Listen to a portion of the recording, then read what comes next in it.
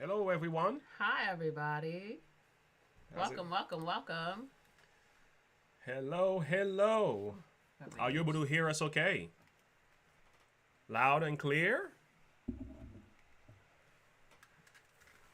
I want to hear balloons. Hi, Funding Zen. Yeah. Good morning, good afternoon, wherever you are. Hog life forever. Yes. Yes.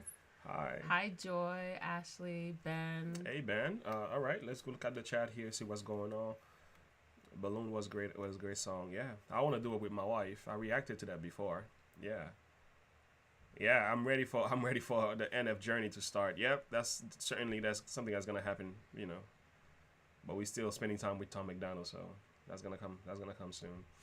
Hi, Christy, Cajun, Hey Gemini, Max, what's Ashley, going on, Max? Max Funding Steven. Zen. Oh, yeah, I saw it. Yeah. Well, I'm glad you guys are here. Hi, Joe. It's so cool to see like some of the same names pop up. So Yeah. for me, I'm not on as much as my husband, so I'm like, I remember that name. Yeah. Hi, These are like T. what you And call then return. Max Stevens vlogs.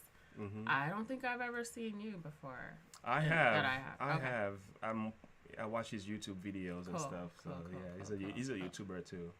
Pretty cool. Awesome. Hi, everybody. Yes. Tom is Tom is great. awesome. Yes, he is. Yeah, but we definitely gonna move into some more NF songs along with my wife. He's more of a Christian rapper. He's clean, and he has a very deep, powerful message. Great. But he doesn't. He's not a Christian rapper. He's a rapper that happens to be a Christian. That's what he likes to say. Got it. Yeah. So. Emin Frost, good evening from the Netherlands. That is so awesome. I would love to visit. I would like to ask everyone to please add what? Need to do bad news. Stefan. Sounds cool. Hi, Hey. James Maxwell. Hey James, he's been part of the live stream also. Thank you for supporting us always, Funding Zen. Yes. Hi, Sandra. I'm excited to do the reaction. Yeah, me too. You guys know I love me some Tom. It's pretty exciting. Yeah, me too. So Hi, we Christopher, Julian. Good evening from Germany. Hi, Julian from Germany. That's awesome. Yeah. Hi, Daryl. Thanks for being happy to see me. I love being here. Yes. I had a nice long weekend with my girlfriend. A lot of self-reflection and just good time together. But it is always nice to come home, see the family. Yeah. Hi there from Cusper, North Carolina. I'm like, Cusper. Guys, work with me. Where's Gina at? Where's Gia? This is a good time for Gia to come in here say Andrea and give you a piece of her mind. Pain is a lie. Oh, that was Daryl. Hi, Renee. All right, guys, we're gonna look at the agenda once again. Welcome to Look and Live. You are now here with Pastor James Devalan, and this is my wife, Andrea. So for those who haven't. So you guys should know us by now. We're gonna spend some time talking about Tom today. Thank you. I'm Emin Frost. I appreciate that. Yeah, we're diving into his life here and looking at a number of things. So now the first question is, what is the agenda for today? So the agenda is... Thank you, James, for loving watching us, because like I said, it's all new to me, but I love doing this. This is really it's great. Exciting. It's so fun, and it's so enlightening. Yeah. It's not just fun, and I think it's more fun because it's like, wow, to have people connect with the same mindset and to just bring together a unity of thought process that goes beyond the basic, the way the worldview can be, the way that, media and stuff is portrayed. It's beautiful. It's a beautiful thing. It really is. Meet some of the most amazing people in the world. Withdrawals. Jason, we're going to do some reactions together because I didn't get to do all the reactions. So I think withdrawals is one that we are going to do together, We're supposed to, yeah. We definitely got to do it. So one day we will. We surely will. Hopefully sooner or later, our goal is to be able to do something like this more full time. So I work in the morning. I'm a nurse. He works in the healthcare field in the afternoon. Yeah. So which is why, but I'd love to do this. I would love to. I think as we grow and we find the support and the Lord leads us in that direction, we will definitely go full time. And not just for this, but just like to share and to have those conversations that need to be had, so people can just break chains and break out of boxes and molds and start to see the enlightenment and just what Tom's doing. It just is so catching. Yes, it is. It's addictive. It's a good addiction. Surely is. Right? Yes, guys. By a the symmetry way, of collective critical thinking. Thank you, Fundings, and I couldn't have said it better. A symmetry of collective critical thinking. Yes. I like that. I really do. That is amazing. By the way, guys, as you see right underneath us here, we have a new email address. So this is the one I would like for you guys to write down if you want to get in touch with us. And there is a phone number now. So that means you can text, you can awesome. call. Yeah. So that's the way. If you want to reach us for whatever reason and stuff, that's a good way to go. And also, if you look under the description, there is also a Discord account. There you can put your video request, because if you do it that way instead of the comments, sometimes we get like 500 comments, and sometimes I might overlook your request. I know, it's really hard. So you kind of need to hate me either in an email, text message, or on Discord. When you become part of the family on Discord, then we can dive in together and making sure you can put prayer requests in there. When the videos are live, it goes directly through Discord to Discord. So all of that stuff is a good way to get in touch with us. So we're making ourselves available to you. And for those of you who are thinking about spiritual matters, by the way, you're thinking about growing your relationship with God, get in touch with us on private. We have a Bible study that we're working on for people who are specifically looking to grow. But if you're not, guess what? I'm just so glad you're here anyway. So we're still gonna spend time. Movement too. Yeah, we still can spend time together doing some. Yep, I appreciate that. So I don't care. That sounds really great. Renee, sober. Whew. I think I heard that song, and I told James we need to do sober. Yeah. Sober. Yeah, that's the one. Yeah, that with Mad Child or something. Yeah. Right. All right. So guys, yeah. What's the agenda? Let's dive right in. Mac is how I first found NF. Okay. Yeah. Thank you, Renee. Yeah, I'm so excited. I just wish this would be the best full-time job ever. I surely will be. I love to talk. Yeah. I think a lot of you know that. Greetings from Croatia. Awesome. Hi, Joseph Horvat. And hi, got to back up to see what you've already covered. Great to catch you live. Nashqui. So, Miss Grisdale. Nice to see you on.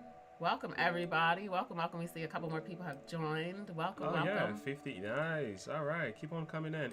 Hey, by the way, guys, I was looking at the analysis, analytic for our videos on YouTube. What I'm finding out, well over 75% of you who are watching us have not subscribed. That is not good. Thank you, Christy. So you got to become part of this family. If you enjoy what we got going on here, make sure you click that subscription button. Make sure you click the bell icon, become part of this family. So just about 25% of those who are watching are part of the family. So you got to join us here. Hangover Gang, Hang for Life. Please become part of this family. We got something good going on here. So have you guys been listening to The Brave? I'm still back in his old albums. Yeah. So just throw in some comments about his new album. Oh, yeah.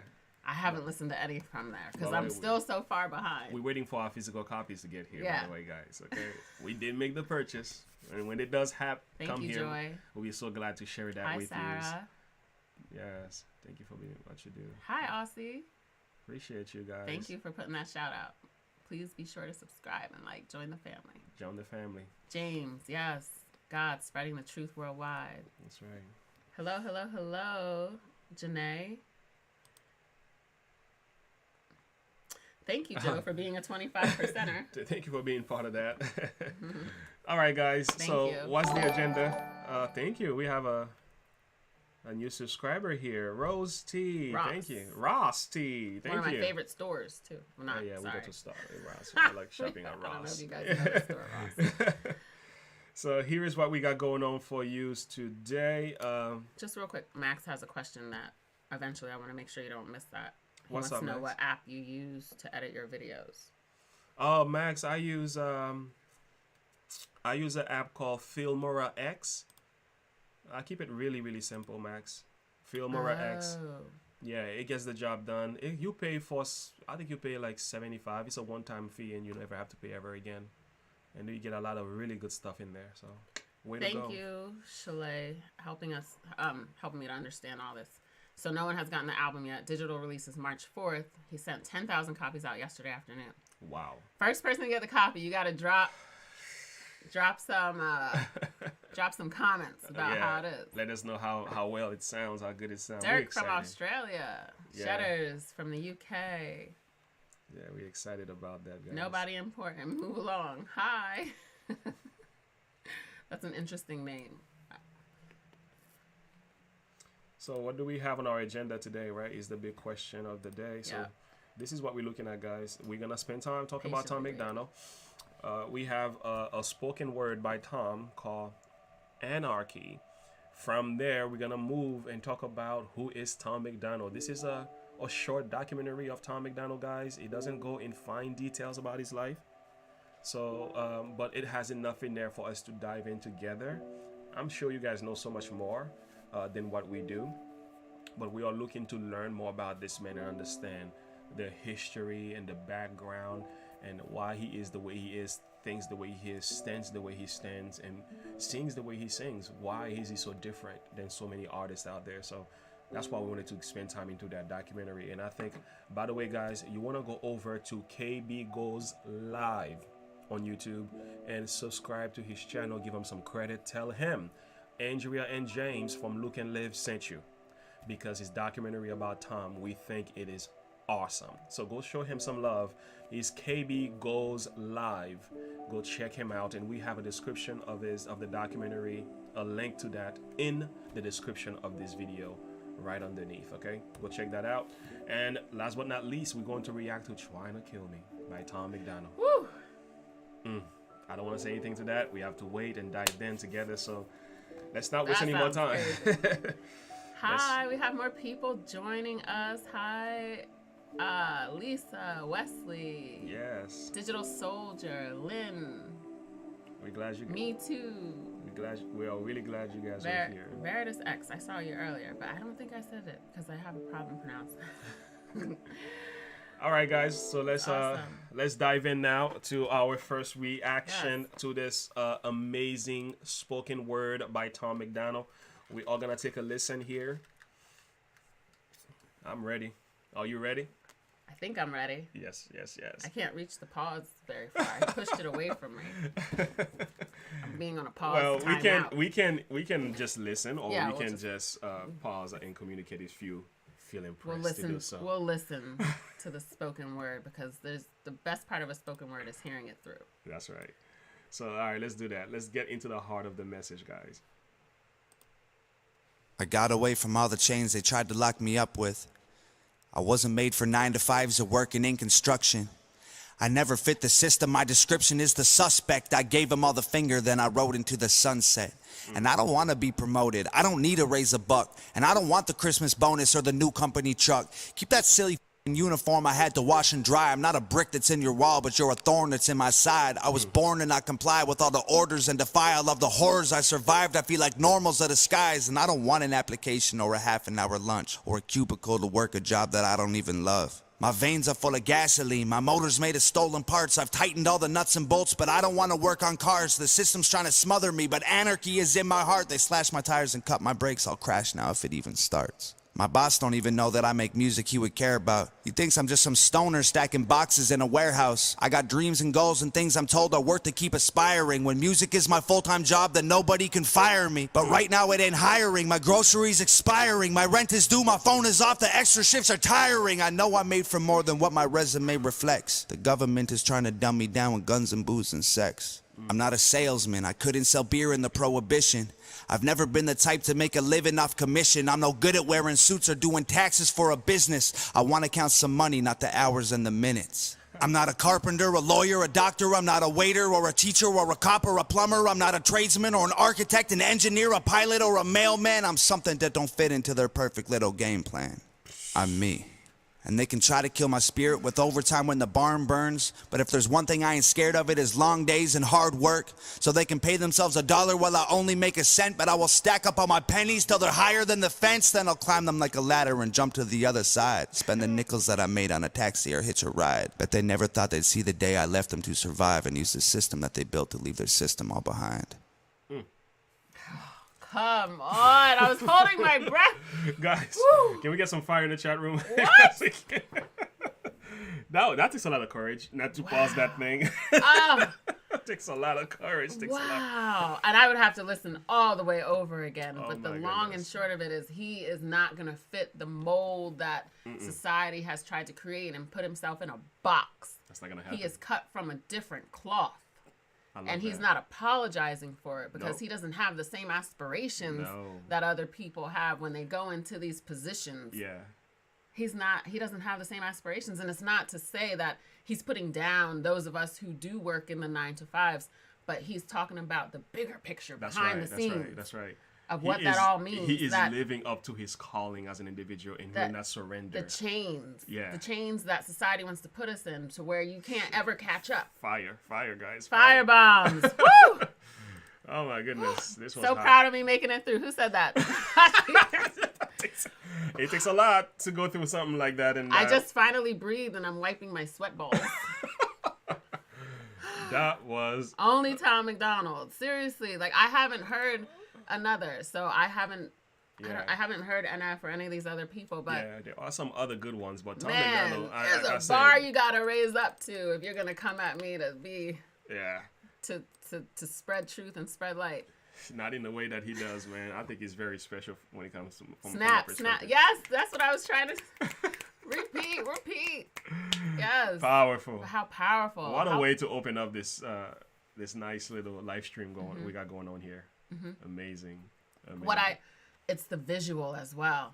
You know, he covered his face to try to fit that mold. The way that we want to see people, the way that we won't judge him because he doesn't have a tattoo on his face, because he doesn't have, he's wearing his button-up collar shirt. This is what's acceptable, right? This is what people want to see, and that's good man right there, right? Yeah. That's a good man, society's finest, right? Yeah. He's making a good living, and he wipes his face off. He said, I'm not hiding behind a mask. I'm not going to pretend. I'm not going to be fake. I'm going to be me. I'm going to be me. And that's the beauty. And if you are working a 9-to-5, it doesn't mean you can't be you. That's right. But he's talking about how they want to silence him. Yep.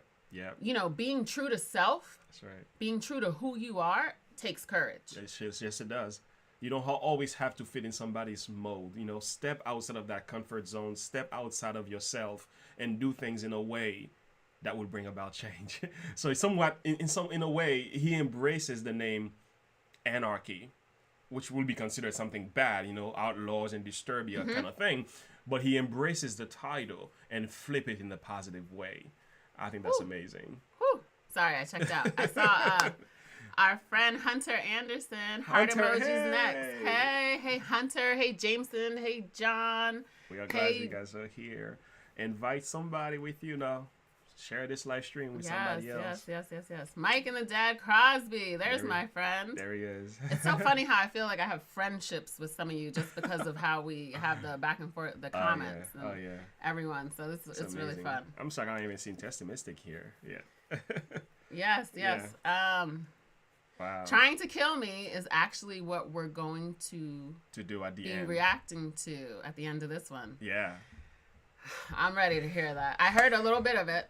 Because I tried to just hear some of the words, but I only, as soon as I came in from being out of town, I played it, and I was just trying to get myself together down here. So I didn't get to really, really hear it. So I'm excited for that. So guys, are you ready for part 2? Because it only gets better from here. So this is the documentary that I spoke to you guys about. Okay.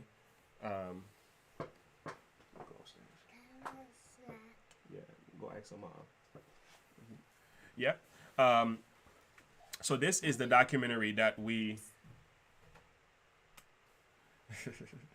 were talking about. Okay, by KB Goes Lives. Please go show him some love, because this man putting some nice work in here. It's not too long, about 34 minutes. So we're gonna try to watch this, and pause and comments and share some thoughts as well. And I'm hoping we can grow and get to know Tom MacDonald in a whole different way. For us, this might be new. But for some of yous, you probably been seeing things like that, and you understand the whole story because you watched him and you spoke to him and you know his life. So it's a different, So for us, we are about to sit down and learn. And of course, this documentary doesn't tell you the whole story, guys. We know that. So we're just getting bits and pieces of, how it all happened and everything from the very beginning. Mike Todd and Crosby here.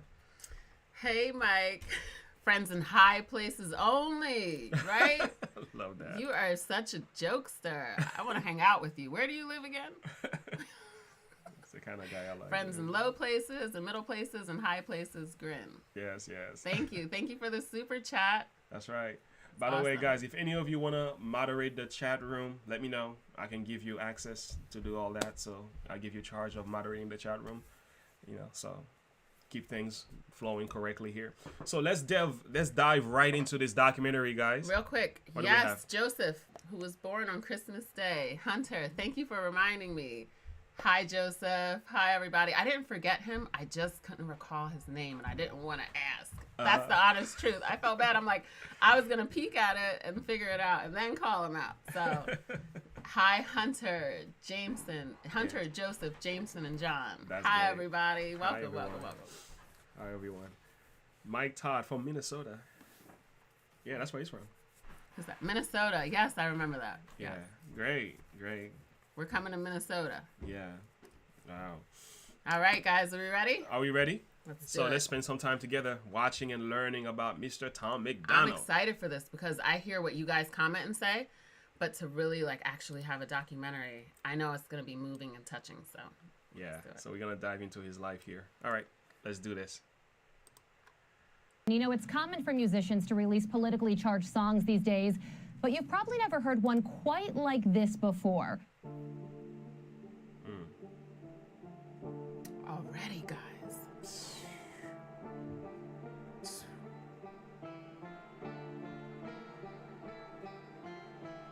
What's poppin', everybody? Welcome back to the channel. It's KB and we locked in. Now let's jump into it. Today, we're gonna be speaking about a Canadian rapper named Tom MacDonald. We're gonna talk about where he came from, how he blew up, and what makes him so controversial. There's this performative wokeness that's going on in society today, and I think it was just important to point some fingers at the hypocrisy and the way that the world is changing, not for the better. Tom MacDonald, real name Thomas MacDonald, was born on September 21st, 1988, in a small Canadian town named Mission, which is part of British Columbia, right outside of Vancouver. Unlike many of the rappers that are popular these days, Tom didn't grow up impoverished or with parents that were at odds with each other. Instead, Tom would spend the first 13 years of his life in the suburban town of Mission with a loving family and everything he needed. So it's easy to say that Tom had a regular childhood. Still, despite not being from the hood, Tom would fall in love with rap music. To be clear though, Tom didn't want to be a rapper growing up. He just found a love for the genre after his dad took him to a pawn shop, gave him $5, and told him he could buy anything he wanted. After searching around for an item, Tom would stumble across a Tupac CD, All Eyes on Me, which he would use the $5 to buy. After popping it into his portable CD player, Tom began to fall in love with the genre that would eventually change his life. Tom was aware of the disconnect Tupac's music had with his own life, but still jammed it anyways. Tom said he would write poems with the hip-hop style cadence to help bridge the gap between his life and the music he was listening to, but still had no intentions of becoming a rapper. When Tom was 13 years old, him and his family would leave the small town of Mission and relocate to Edmonton, Alberta. This is where Tom and his family would first start experiencing some form of hardship, as Tom's dad would struggle to hold down a job. As a result, Tom would see himself attending almost a dozen different schools over the next 6 years, but don't be confused. Tom and his family were still close and they were still making it. Just because his dad didn't hold down a single job doesn't mean he wasn't making money. Tom's dad was a hustler of sorts, a jack of all trades, getting paid for multiple odd jobs like carpentry, factory work, and he even worked in a scrapyard at one point. The whole time Tom was growing up, his parents were always supportive, no matter what Tom wanted to do. I have a really, really supportive family, and everybody's always in my corner. And they support me pretty wholeheartedly no matter what I choose to do, and I'm super duper fortunate. And I hate the word blessed, hashtag blessed, But I am super fortunate, super blessed to have a family that is always in my corner, and they're always watching my back, and they're always supporting me no matter what. I think that's the greatest advantage that I have in life, is that I have a family that really gives a shit and loves me, and is really cool with everything that I want to do. It's weird, like, I'm the total black sheep of my family. Like, I'm the only guy with face tattoos and crazy hair, and for sure. And they all still love me and support me and hold me down and encourage me. I hope most of your guys' families would do the same for you, man. It's such an amazing support system to be able to lean on in life. Wow. I had to pause there. Yeah. Because I think we all have that family member who's a little different, right? Or that family member who goes against the grain or who thinks outside of the box. Yep. And I love that Tom MacDonald doesn't just say it for himself, but I love that he is for the people. That's right. He's saying, I hope you guys have that same. And more than that, I hope we're functioning the same way. Yeah. Like, do we love all of our family members unconditionally despite what it is that they bring to the table, whether it goes with our ideas or thought process or not? It's one thing when it's like straight up evil or wickedness, right? That you have to fight against that. But it's another thing when they're just different. I'm spitting. But it's another thing when they're just different. That's right. And that's what he understands. And then recognizing it. Sometimes people who go left know that they have a support system, but they refuse to recognize it because they want to identify, like with a Tupac, so much so that they almost create this alternate lifestyle that they didn't actually have to live. It's alter ego kind of thing. Yeah, like they create this in their head, this other narrative for their own life where it's just not true. So I appreciate that he understands, he recognizes, and he make sure that everybody knows. That's right. It wasn't, he didn't focus on when his dad had trials and tribulations and say, this is what turned me. No, he understands and he recognizes the beauty and importance of a supportive family and wants to share that with his fan base. Such an important thing to have. A supportive family is key. My question is now, how do you make it if you don't have a supportive family, as Tom did? You know, like, it's not always easy to live your life and trying to live out your dreams without a supportive family. It's not always easy, but you got to be a go-getter. You got to really see the vision for itself. And sometimes you might not have this type of family members who are standing for you. But on the flip side, maybe you are the father and the mother who has a son that you can say, just different. I don't agree with the way you live. You're like the black sheep of the family. Learning how to accept. You still got to embrace and love that son. You don't have to you don't have to love the things he's doing wrong. Yes, you need to have those hard felt face-to-face conversation with him, but at the end of the day, don't destroy and kill his dreams in the process because he's not living the life that you think he should be living. Yeah. So are we being what Tom MacDonald is talking about here? Yeah. Are we accepting our children, our parents? We don't know their background. We don't know what people have went through. We don't know what our children are experiencing now. So many times, what do we say to our kids? You're not even an adult yet. You don't even know what you're going through. You haven't even experienced life yet. Yeah. But they are experiencing life right now. That's right. In their different stages and phases. They are experiencing life right now. We cannot negate what they're experiencing, their worldview, their perspective, and what their emotions are. Yes, right. And it's so important to embrace and love our family. I worked for a company, Nurse Family Partnership, and that really taught me how to love my family, to love my children and accept them. I remember, because my oldest, he's a bit of a hard head, right? He's a wild child. That's my baby. Isaiah, Gabriel, I love you so much. But so I would say little comments because he was a kid who would get bored at school, super intelligent. So he would get bored and like act out, right? And just like do stuff because he was done with his work. He had made the grades and he's like, Mom, I'm making the grades.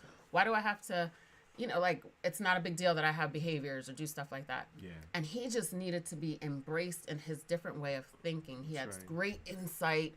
He had big thought processes and all these different things. And I wasn't embracing him. And I would say, oh, yeah, I know it's my Isaiah. And I remember my supervisor, Kathy Bain, would say, why do you say that? Like, that's good that he thinks that way. It's good. Yeah. And she just helped me to see from a different lens. They have their own way of beauties, thinking. Yeah. And she taught me how to, like, embrace my son and accept him for the beauty of what he brings to the table. That's right. And all my kids are totally different. And that's just what we have to learn to do. We don't compare. You don't contrast your kids.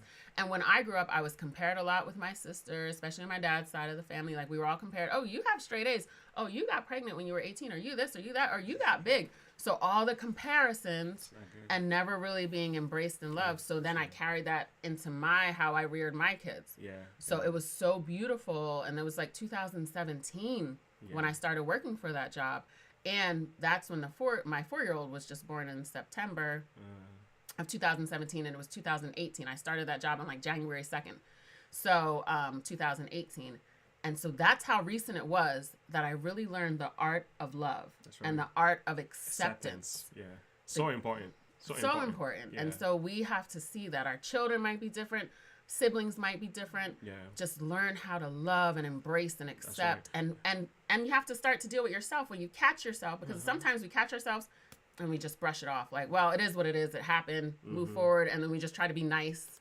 Or try to just like have a different, like try to just be calm then if we stepped out of what we have realized is a bad character.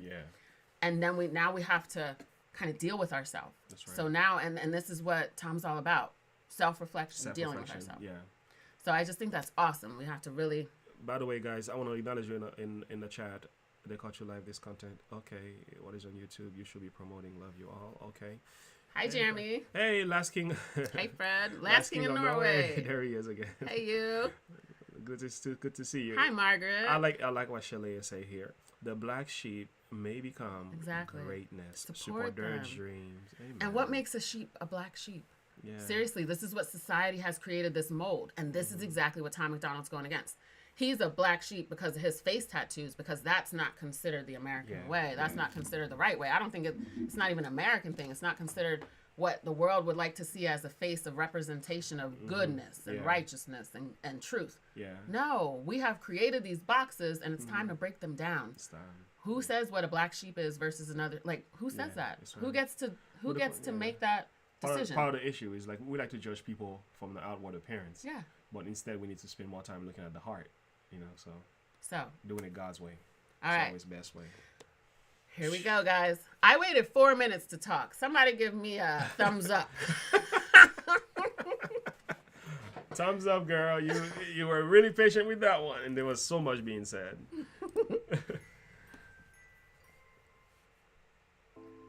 In a way, Tom's parents were really cultivating him in a way that would allow him to be successful in life, no matter what. The small struggles they experienced would end when Tom's dad landed a job as a dispute resolution specialist negotiating contracts in Fort McMurray. Fort McMurray is a luxurious area of Canada that has contributed significantly to the Canadian petroleum industry, so landing a job here meant bringing in some fresh hundreds every week for the family. Tom's mom also contributed to the family's lifestyle, working as a teller for the Bank of Montreal. Just like Tom's dad, Tom's mom was kind of a hustler, eventually working her way into a branch manager position with the bank. Sorry, but I love that the persistence that his parents showed him. Sometimes we can get, we can sit back and take a back seat. We have to understand the value of hard work ethic, and we have to teach that to our kids. Sometimes when we have gone through stuff, we don't want our kids to go through it. So we unintentionally make them have a poor work ethic and a poor understanding of the value of hard work and pushing. That's right. Pushing through stuff, and that's what I love when I'm hearing is that Tom's parents understood the value of pushing, and then you see it in Tom's life now. So we can't forget and say, like, I want my kids to have everything because I don't want them to experience what I experienced. But are those experiences really bad experiences? Our kids need to learn the importance of hard work ethic, hustling, working hard, going after our dreams, and having a growth mindset. That's right. Okay. Appreciate that. Let's go. Growing up, Tom had an obsession with wrestling and was fascinated by Stone Cold Steve Austin, basically idolizing him, which would play a significant role in Tom's life. In fact, when Tom was just 14 years old, he would talk his parents into signing him up for wrestling training, which, being supportive parents, they did. Tom would train tirelessly for the next 24 weeks before booking his first ever wrestling match. Tom would use this moment to grind hard, eventually landing a spot on a TV show called Canadian Wrestling Legends that aired every 2 weeks.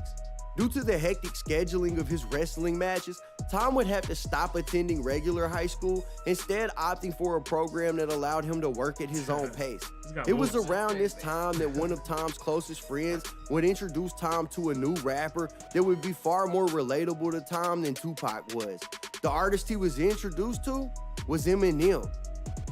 Tom would see himself in Eminem, and it was around this time that Tom would start to write his first raps, but still, it was a back burner idea, as Tom still had a dream of becoming a wrestler, and it seemed to be working.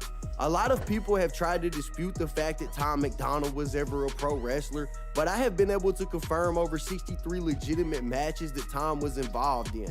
Looking at his show history, it looks like Tom MacDonald participated in as many as 13 matches in 1 month alone, all the way back in 2005. That's like a match every 2 days during 1 month. But as time went on, Tom's statistics would start to go down from an over 60% win rate down to a 0% win rate when he stopped in 2009.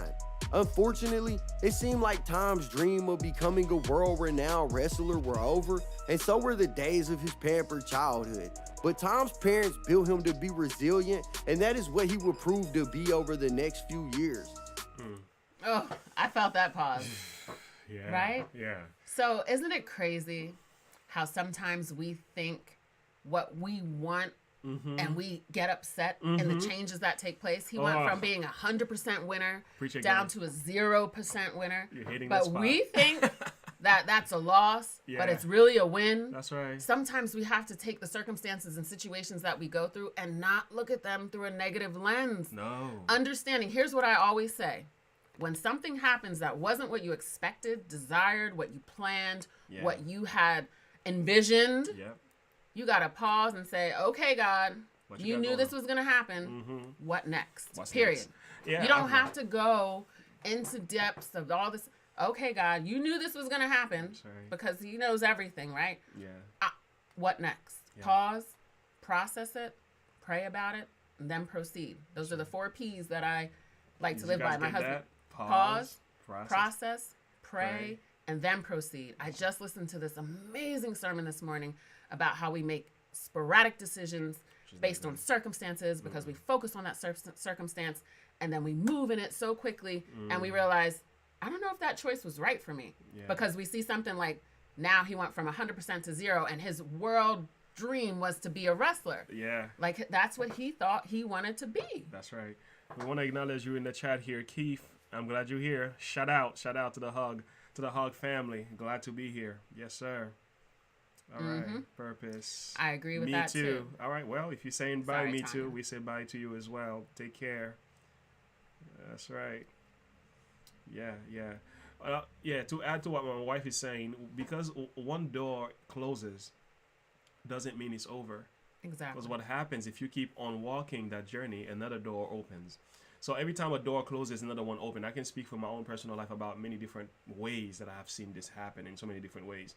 And oftentimes the things that you are very upset about, that you think, oh my goodness, I can't believe this just happened. I lost my job, or this went wrong, or my son got locked up and stuff like that, right?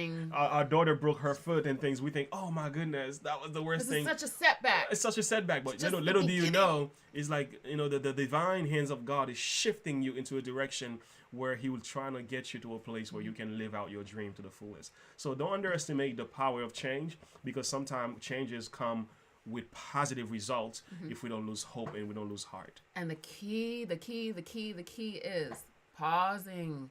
Don't react in it. Don't start trying to fix and figure it out. Pause. That's right. And say, okay, this is what happened. That's what the processing is. Not processing what needs to be done. Processing, okay, this is what happened. And then praying about it. Okay, God, you knew this was going to happen. It don't have to be a long, drawn-out prayer. No, God, you knew this was going to happen. No, that's right. Help me to be patient in the wait before I proceed so I know what's supposed to be next. That's right.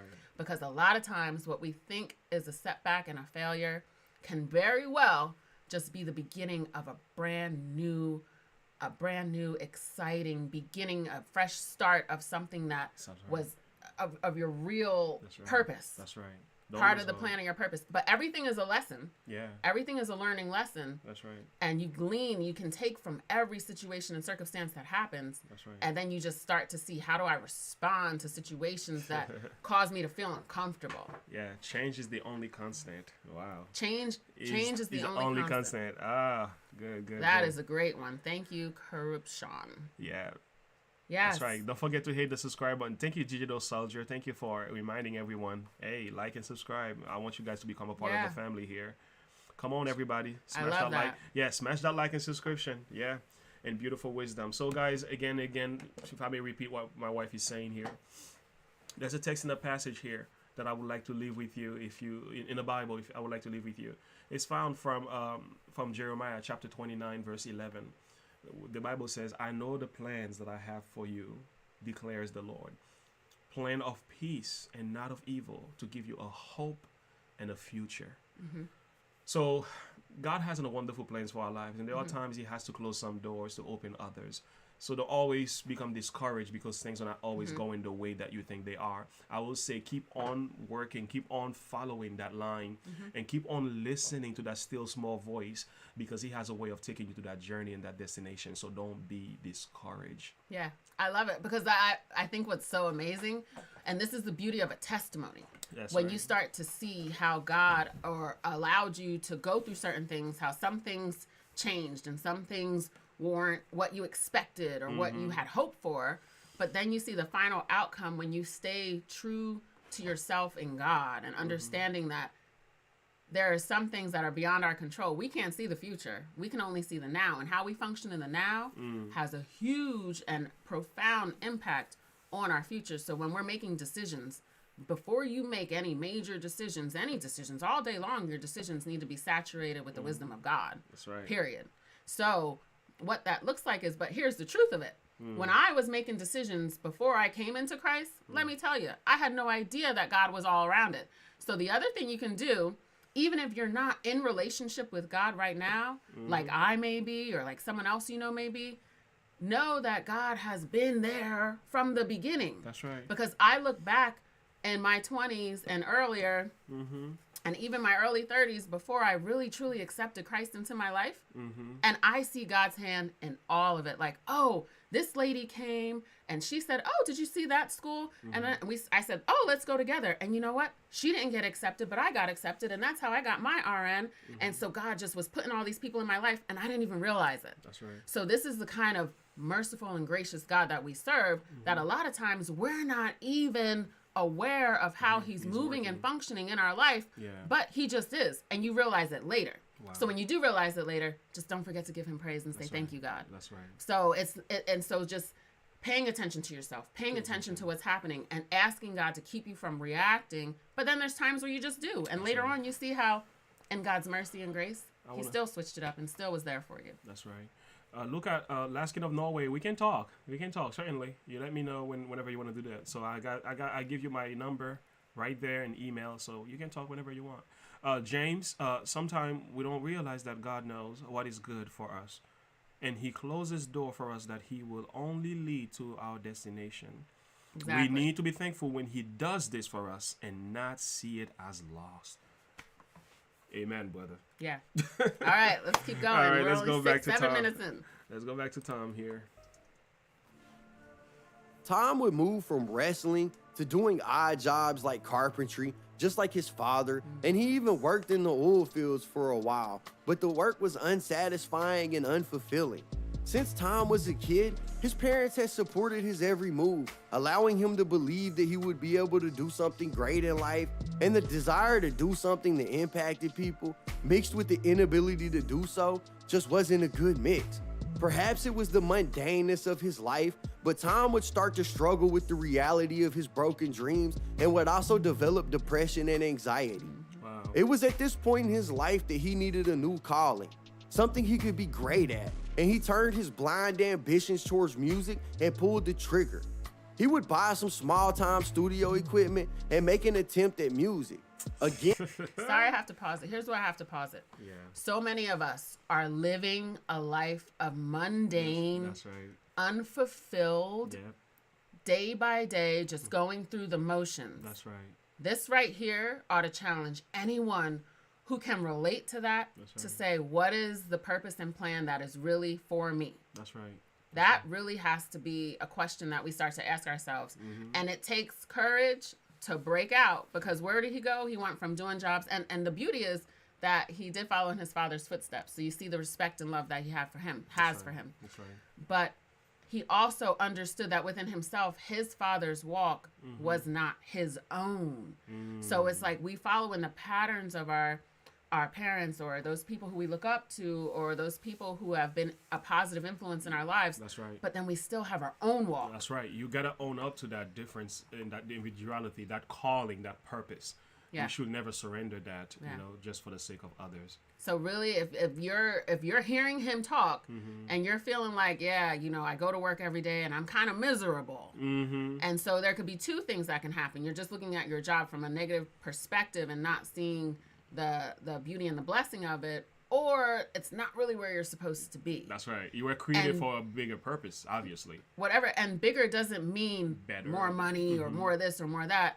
The purpose could literally just be different. That's right. So it's not, or maybe, so it could be that you're supposed to be there with a different perspective. That's right. Or it could be that you're supposed to be moving away from this because it's just not where your peace and your liberty and where your destination is. That's right. Hey, Mike Cable, I want to acknowledge you here. Exactly. Always remember, we don't find God. The Lord finds us. Okay? Finds us right? Finds us, and he finds us. I love what Salvador said. Thank you, Salvador, for saying someone's got to work the odd jobs. I've been there too. So understanding, true. So that is key. Understanding that there is going to be phases that you go through. So while he was going through this phase, when he realized this wasn't his fulfillment, someone else is going to come over and take in. That's right. We never have to feel like, if I leave, there's no one else. There's always someone who's going to fulfill those places. There is nothing with being a housekeeper for 30 years. There's some people who that is where their purpose is. That's right. They will be a housekeeper for forever, and there's someone who will be a CEO for forever until they retire. And then there's people who come in and they move in and out, out of these positions. That's right. And that's okay too. It's when people find themselves stuck. That's right. That's what you have to be careful with. Yeah. Hunter Anderson, you asked a good question. What is my purpose? That's a good question here. I have found it in my relationship with God. He gave me that direction, shows me the calling and value and purpose. All that I found it in my relationship with God. But we can go deeper than that. You got to look at the things that really make you feel somewhat fulfilled, and also acknowledge the beauties that are in you, the talents and the gifts that you have, and use them to live the life that you feel like God is calling you to live. That's a really good question. But that purpose, honestly, is found in the relationship with Christ. Yeah. And I think that's a great side video that you can do. Yeah. I want to, the last King Honore said, this is why we need to promote good instead of evil. So seeing how much evil is being pushed into the world through different avenues, this is why I love doing this, because to me, I can totally see how talking about Tom MacDonald and promoting his work and really digging deep into what he's trying to tell us breaks chains in my own life. That's right. So as I'm talking to you guys, I'm experiencing it myself. I'm saying this, I want to change. I want to do something different. And what it becomes is something to inspire, to uplift, and to change the thought processes of people who have been brainwashed, because we've all been brainwashed to a certain extent.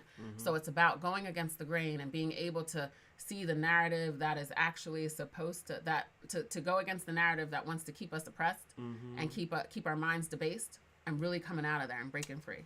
Mercy. So, all right. Good. Thank You know, he wasn't set on making hip-hop music. Instead, Tom was making rock music, learning to play the guitar, trying to train his vocals to sound like the superstars, and working on his song structures. But it wouldn't take long for Tom to realize his vocal talents just wasn't what he needed them to be, and his dream of being a rock star would start to die as well. However, Tom had been writing poetry since way back, and even started secretly writing raps when he was wrestling and while he was recording his rock music. With no other path paid for him, at 19 years old, Tom decided he would officially give the rap game a try. He recorded a multitude of songs that he says were all horrible. See, Tom had been writing raps about regular topics like jewelry, money, clothes, females, and so on, but it didn't feel authentic to him since that's not the life he was raised in, and that sense of no self would lead him deeper into depression, deeper into the drugs, and deeper into alcoholism. One day, Tom seen an advertisement for a rap show that was gonna go down in Alberta, Canada, and the advertisement had an email listed on it. Tom would send an email over to the promoter asking if he could perform at the show.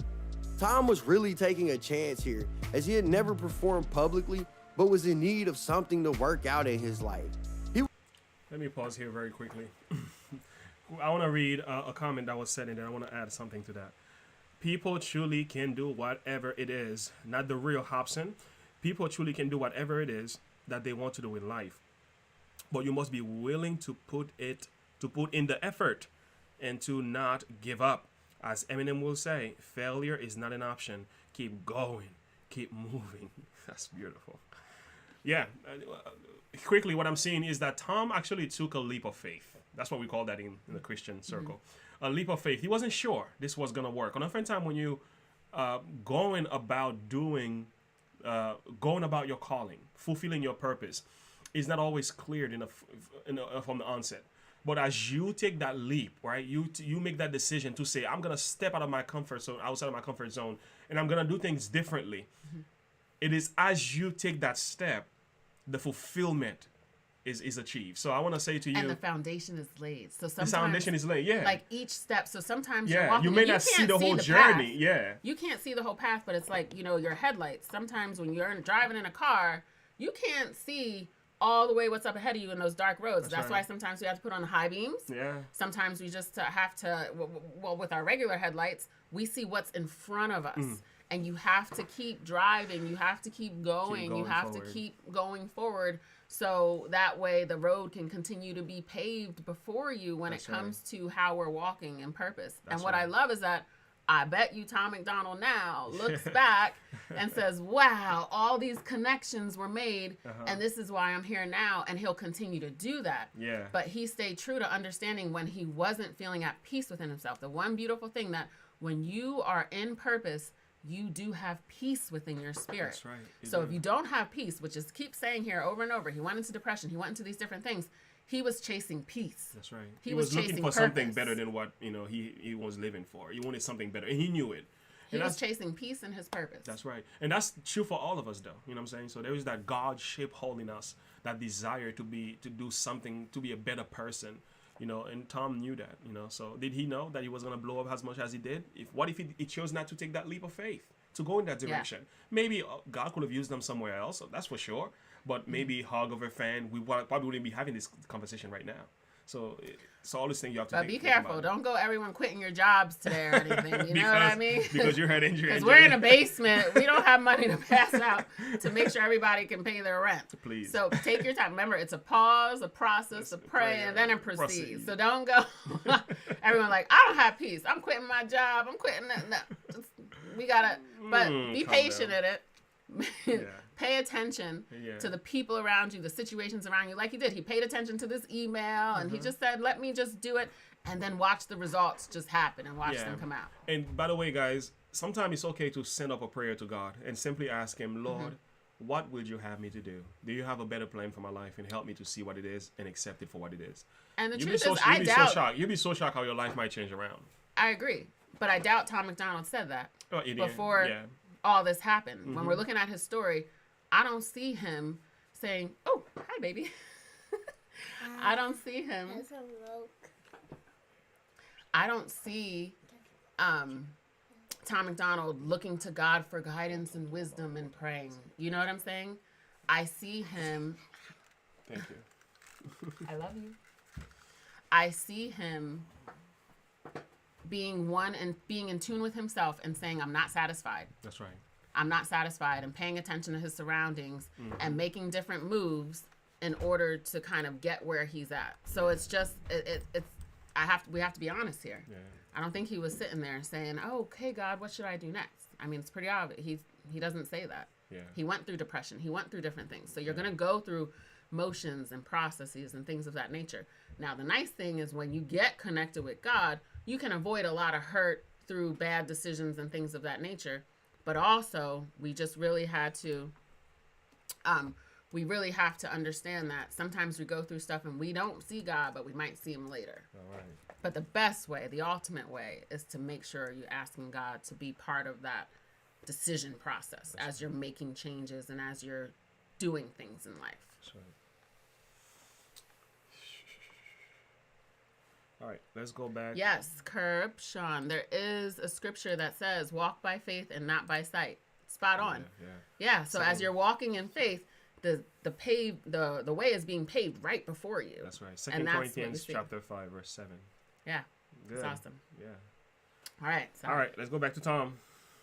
Only going to get better. He would get an email back asking for him to send over a demo, which he did, and to his astonishment, he was told he could perform. Before the day of the show, he would get another email from the person throwing the show asking if he could help pass out flyers and help promote it, to which he said yes. He would show up and meet the person who was throwing the show and arguably the person that is behind Tom MacDonald's success, Nova Rockefeller. Wow. Nova and Tom would go on to enjoy the night. Nova was happy because she managed to sell out the show, which we now know was her first time throwing one. And Tom was happy because he got to perform for a sold-out crowd. From there, the two would become good friends, and Tom would have someone on his side that would always have his back, just like... Wow, what I had a to beautiful pause that. story, I right? pressed pause this time, guys. Nova's first show, his first rap. Look at that. And they had no idea what was going to happen, and they had no idea about 2022 and what would it be, how he's going to marry her now because he sold out all his albums, right? Is that happening? Do we see any more about that story? That's right. Right? Beautiful. Oh, Testamistic is here. Yes, girl. Wedding coming soon. Brace yourself. Hey. Yes, tomorrow, right? Tomorrow's Tuesday. Whoa. Yay. Can't wait. I can't wait to see pictures. Send us some. Tom's coming to a crossroad. Yes. He is. Yeah. Yes. Wow. That's awesome. So yes. So I just think that's awesome to see how they met and to hear that story. And it was a first for both of them. How unique and how beautiful. Yeah, Chelsea, the video, The Brave, definitely. I think we can watch that. It's a short one. Yeah. Powerful. Awesome. Amen. So let's go back. Okay. Oh, it gets better. So you see when the girls come in there, this is like where the shifting begins to take place because beside every great man. Shout out to Nova. Yes, girl. Yeah, Good shout job. out to Nova. Yeah, Selling out your first show. Hey man, there's no Tom MacDonald without a Nova. Hey, let's be honest. And that's important His too. parents. That's important. Very important. And Tom would have someone on his side that would always have his back, just like his parents did growing up. Nova and Tom's relationship would last several years before the two decided that they were going to move to the next step and become more than just friends. But before the two would become the dynamic duo the world knows them as, Tom would have a few more years of struggling. Tom was still living in Canada, but Canada never really felt like home for him. He just didn't fit in. Plus, the music scene in Canada is really hard to break into. The infrastructure for the music industry really just isn't that strong in Canada, and Tom knew this. So he would start making frequent trips across the border, entering into the United States, and going to California to record and push his music. After numerous trips, the border started to become suspicious of Tom's travels, and every time he would try to come over to the United States, he would end up getting delayed for hours on end while being questioned about his travels. Eventually, Tom would grow tired of the constant questioning, delays, and headaches. Since Canada never really felt like home and he seemed to be making more and more frequent trips to America, Tom just went ahead and applied for an artist visa with the intention of moving to America. The visa was eventually granted, giving Tom clearance to not only visit America, but also to be able to make money over here. But when he got to California, he found out that everything that glitters ain't gold. And while living life as a struggling artist in America, Tom would have a serious mental health breakdown. Tom was partying, drinking, smoking weed, and living life as if it was already over. Tom was laying in bed one night after years of partying and bad decision making when he started to feel a little nauseous. Tom would get out of bed, and when he did, he said he felt like the room was spinning with each step he took. Tom could feel his heart rate increasing, his vision would start to become blurry, And in a panic, Tom would pull out his phone and call 911 because he knew something wasn't right. But as soon as he hit the call button, he would fall over on the ground and become unresponsive. Basically, Tom's body was shutting down on him. Tom would recover, but immediately after the incident, Tom would have a mental break. When the breakdown happened for Tom, he said that he wouldn't speak to anybody and would just stare off into space and was just in general unaware of the world around him. When he tried to eat, he was unable to. Insomnia started to set in and sleep became non-existent. He was experiencing extreme anxiety to the point that it even caused paranoia. And Tom, well, he was ready to punch his own time card and clock himself out. And then what ended up happening was I had a really lengthy battle with alcoholism, which led to having a catastrophic sort of mental unraveling like 3.5 years ago. And I spent 9 months trying to figure out what was wrong with me and getting prescribed all types of different pills and reading and researching and meditating and trying to put myself back together. Sort of what ended up happening was I spent 9 months in like the darkest place that I've ever been in my life. When you spend 9 months in such an acute state of unwellness, you really get to know like what you're made of. You really figure it out. When you spend 24 hours a day for the better part of a year contemplating if you're gonna wake up tomorrow or not, you learn a lot about yourself. It got so bad, his family ended up sending one of Tom's old friends to California. When the friend got there, he broke into Tom's house and packed all of Tom's stuff before literally wrestling Tom and shoving him into a cab where they would then go to the airport and fly back to Canada. Wow, we gotta talk about those. Wow. We gotta talk about that. Wow. Yeah, the suffering that comes along in that you know, in him coming to term with the goal that he felt like he was called with is so significant. This is the struggle that a lot of people go through, and the beauty is that he comes out victorious. Yes, he did. We all have a story, and this is what I love, and this is why eventually we're going to do everyone's testimony of how Tom MacDonald and his story that's coming up, guys. has inspired you, has connected with you. We all have a story, and this is why I say, no, we can talk about God because of where we're at today. But our past, our story, at that time, we didn't see God in it. We didn't understand the divine provisions that were being made without our understanding, without our knowing. So we have to understand that when we go through stuff, it's real. And we have to face it. And what he said was, after you are struggling with yourself, you start to see what you're made of. That's right. You start to see what was really like, and you still don't really know. You only know what's happening in that present moment, in that now. And you really just are coming face to face with yourself like, what is going on with me? He tried so many different things, right? That's right. He did alcoholism. He realized he was having anxiety attacks.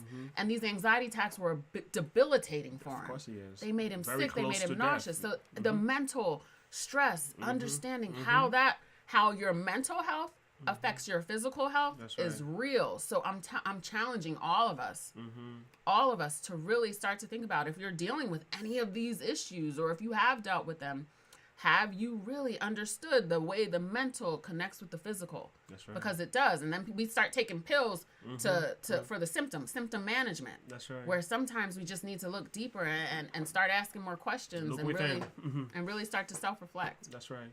You know, it's so significant, guys, that we also realize that there's suffering in that journey.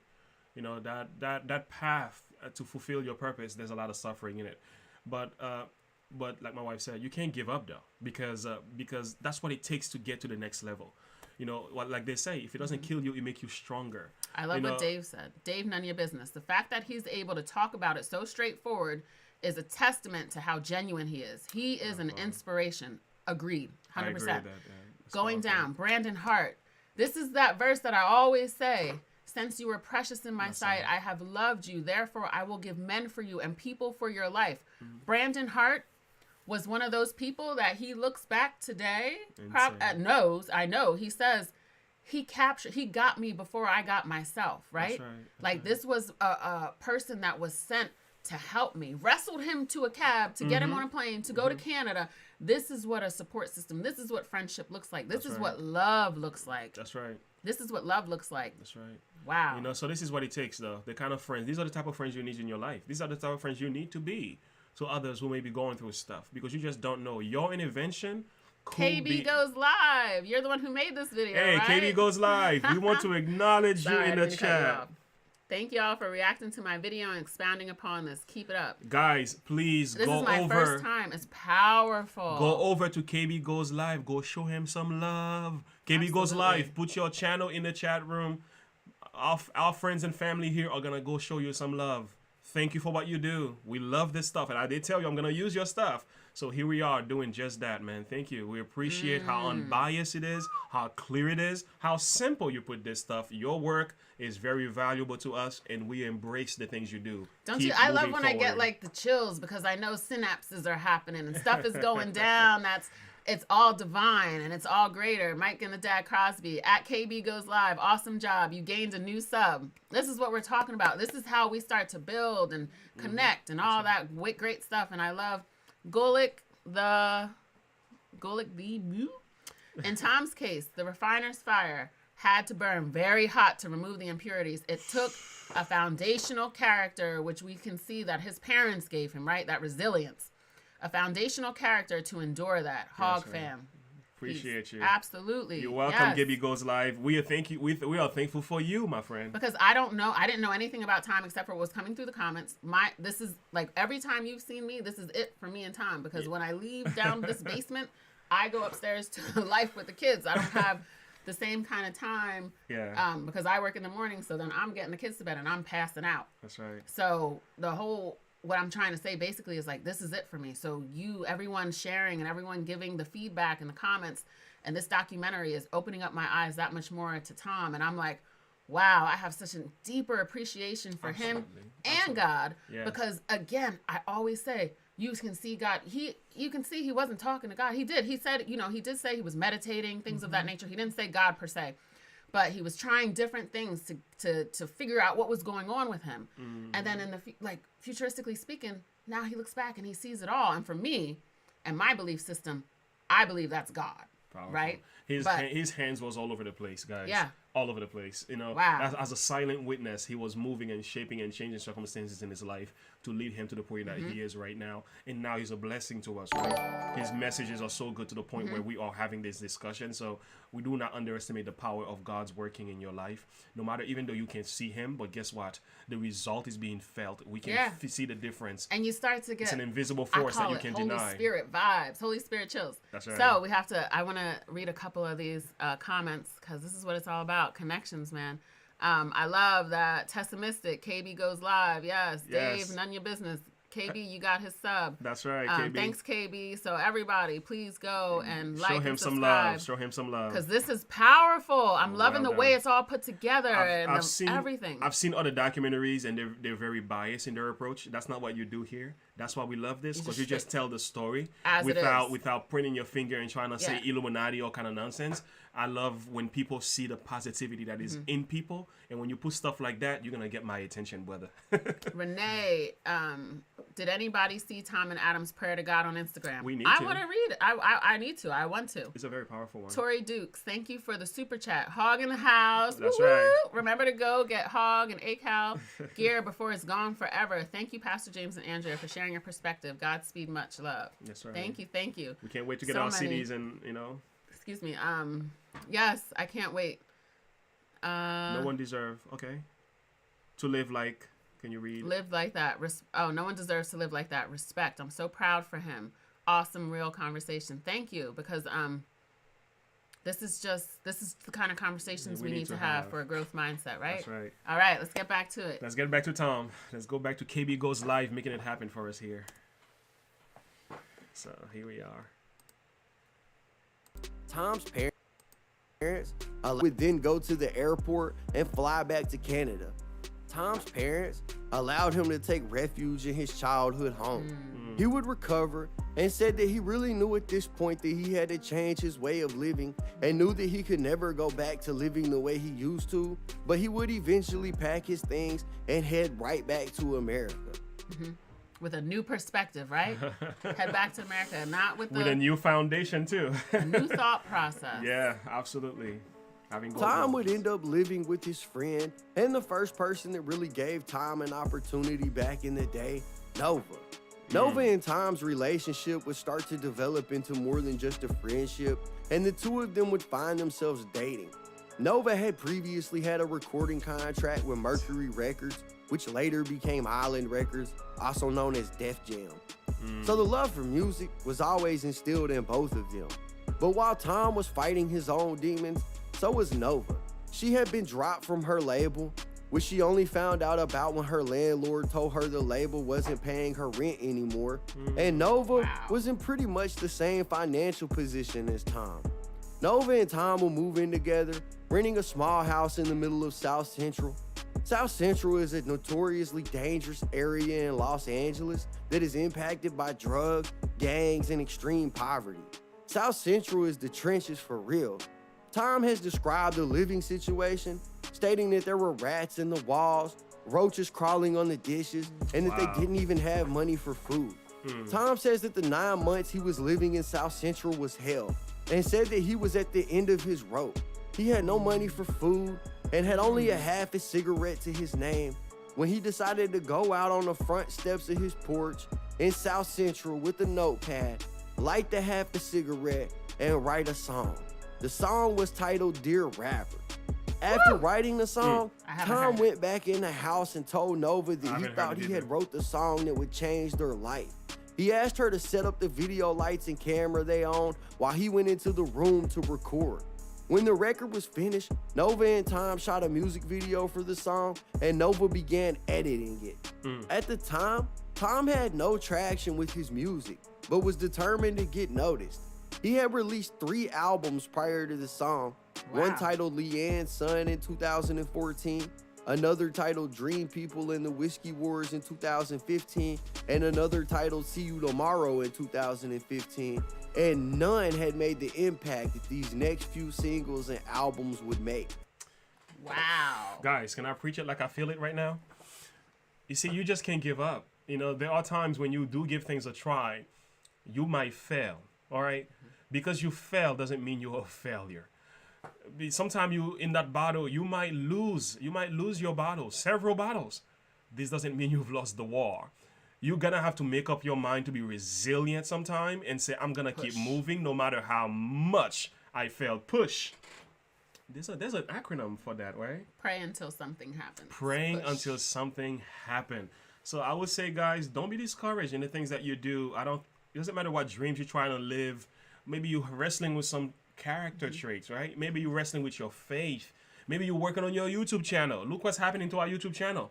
Listen, man, we've been wrestling with this YouTube page for well over 12 years. You know, so in just the past month or so, things blew up. If I had given up, I don't think this would have happened. I would have never met people like you, people like Tom. You know, and again, maybe it's a relationship, right? Don't give up on each other. Don't give up on yourself. Just keep moving forward, because you just don't know. You just don't know when your breakthrough is about to take place. That's why you got to keep pressing and you got to keep pushing. I think one thing that happens that we oftentimes just ignore is there's like something within us that tells us to go do something. Something told him to take the notepad, go outside, sit on the porch, smoke that cigarette, and write. That's right. And what do we end up doing? I don't feel like it. I don't this. Wallowing in our pain, wallowing in whatever's going on, our circumstance. No, you have to listen to yourself, because God is speaking even before we know his voice. That's right. We are being spoken to even when we don't understand fully what's happening around us. That's right. You have to pay attention. Paying attention is so important. Yes. So important. Very wow. important. That's powerful. And yes, someone said they were getting teary-eyed. That's just how I feel. Yeah. This is like, I'm like, oh my goodness, how awesome. Like, this whole story is powerful. Maybe the next. Wow, I'm really con mom. Dear Rapper. 18. Dear Wow, Rapper I'm is really good. con mom. 18. Wow, I'm really getting teary-eyed listening to this. I know, like, my heart is like, I just want to go give Tom a hug and be like, you made it, brother.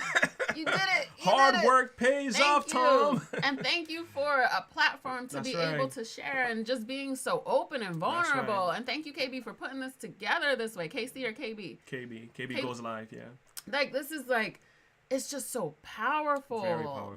It just really makes me, I mean, the appreciation I know I'm going to have for his songs after listening to this, tenfold. That's why I wanted to do this documentary, because it puts value on the content of his music, especially when you know the person's life, where they've been, and what you can learn from that. I'm going to appreciate his songs even more. Yeah, like it's just like, wow, what he went through to get where he's at. Powerful. And it was, and because he could have went home and stayed home and had the comforts of his mother's house, his home, his mother and father's home. Mm-hmm. Remember that. There is always the comfort zone. And my other line is, there's no growth in the comfort zone and no comfort in the growth zone. Mm-hmm. So when we understand that, we're going to go through some stuff. And sometimes we have a soft cushion. He could have went back home to Canada and been, because his father, remember, his father landed a good job and they were not struggling anymore. But he understood the vision for himself was unique and separate, and he paid attention to the peace that he was striving after and within himself. Amen. Right? Amen. My cable. I'm on board with Pastor James that I never met Tom. I'm on board with Pastor James and that I never met Tom, and all I want is a hug. Right? Yeah, me too. Me too. Just to say, man, I'm so glad you did it, man. Yeah. So, sometimes don't underestimate the power of your challenges and your suffering and your circumstances, because part of them are shaping and molding you to be the man that you are today, the woman that you are today, the person that you are going to be to those in the world. Your influence, your positivity, your individuality is very unique to God. Embrace that. Embrace that. Yeah. And you might not hear God in this moment. I think that's what's so profound about Tom's story. Yeah. You don't hear that he had this strong biblical connection with God. But we can see. But we see it now. And so it's just keep striving, keep pushing. Yeah. Keep pushing, keep pressing forward, because eventually your story will all come together. And this is what it is in the Word of God. We see it happening through and through. And this is what we see in our own lives. So this is why your testimony is so powerful, because as you say it out loud, it's like, oh man, I didn't even realize how all that went together and connected. That's right. I mean, it's just a beautiful story. That's right. We can see his body, God's body language all throughout his experience. Yes, it's 100%. Yeah. Amen. Let's go.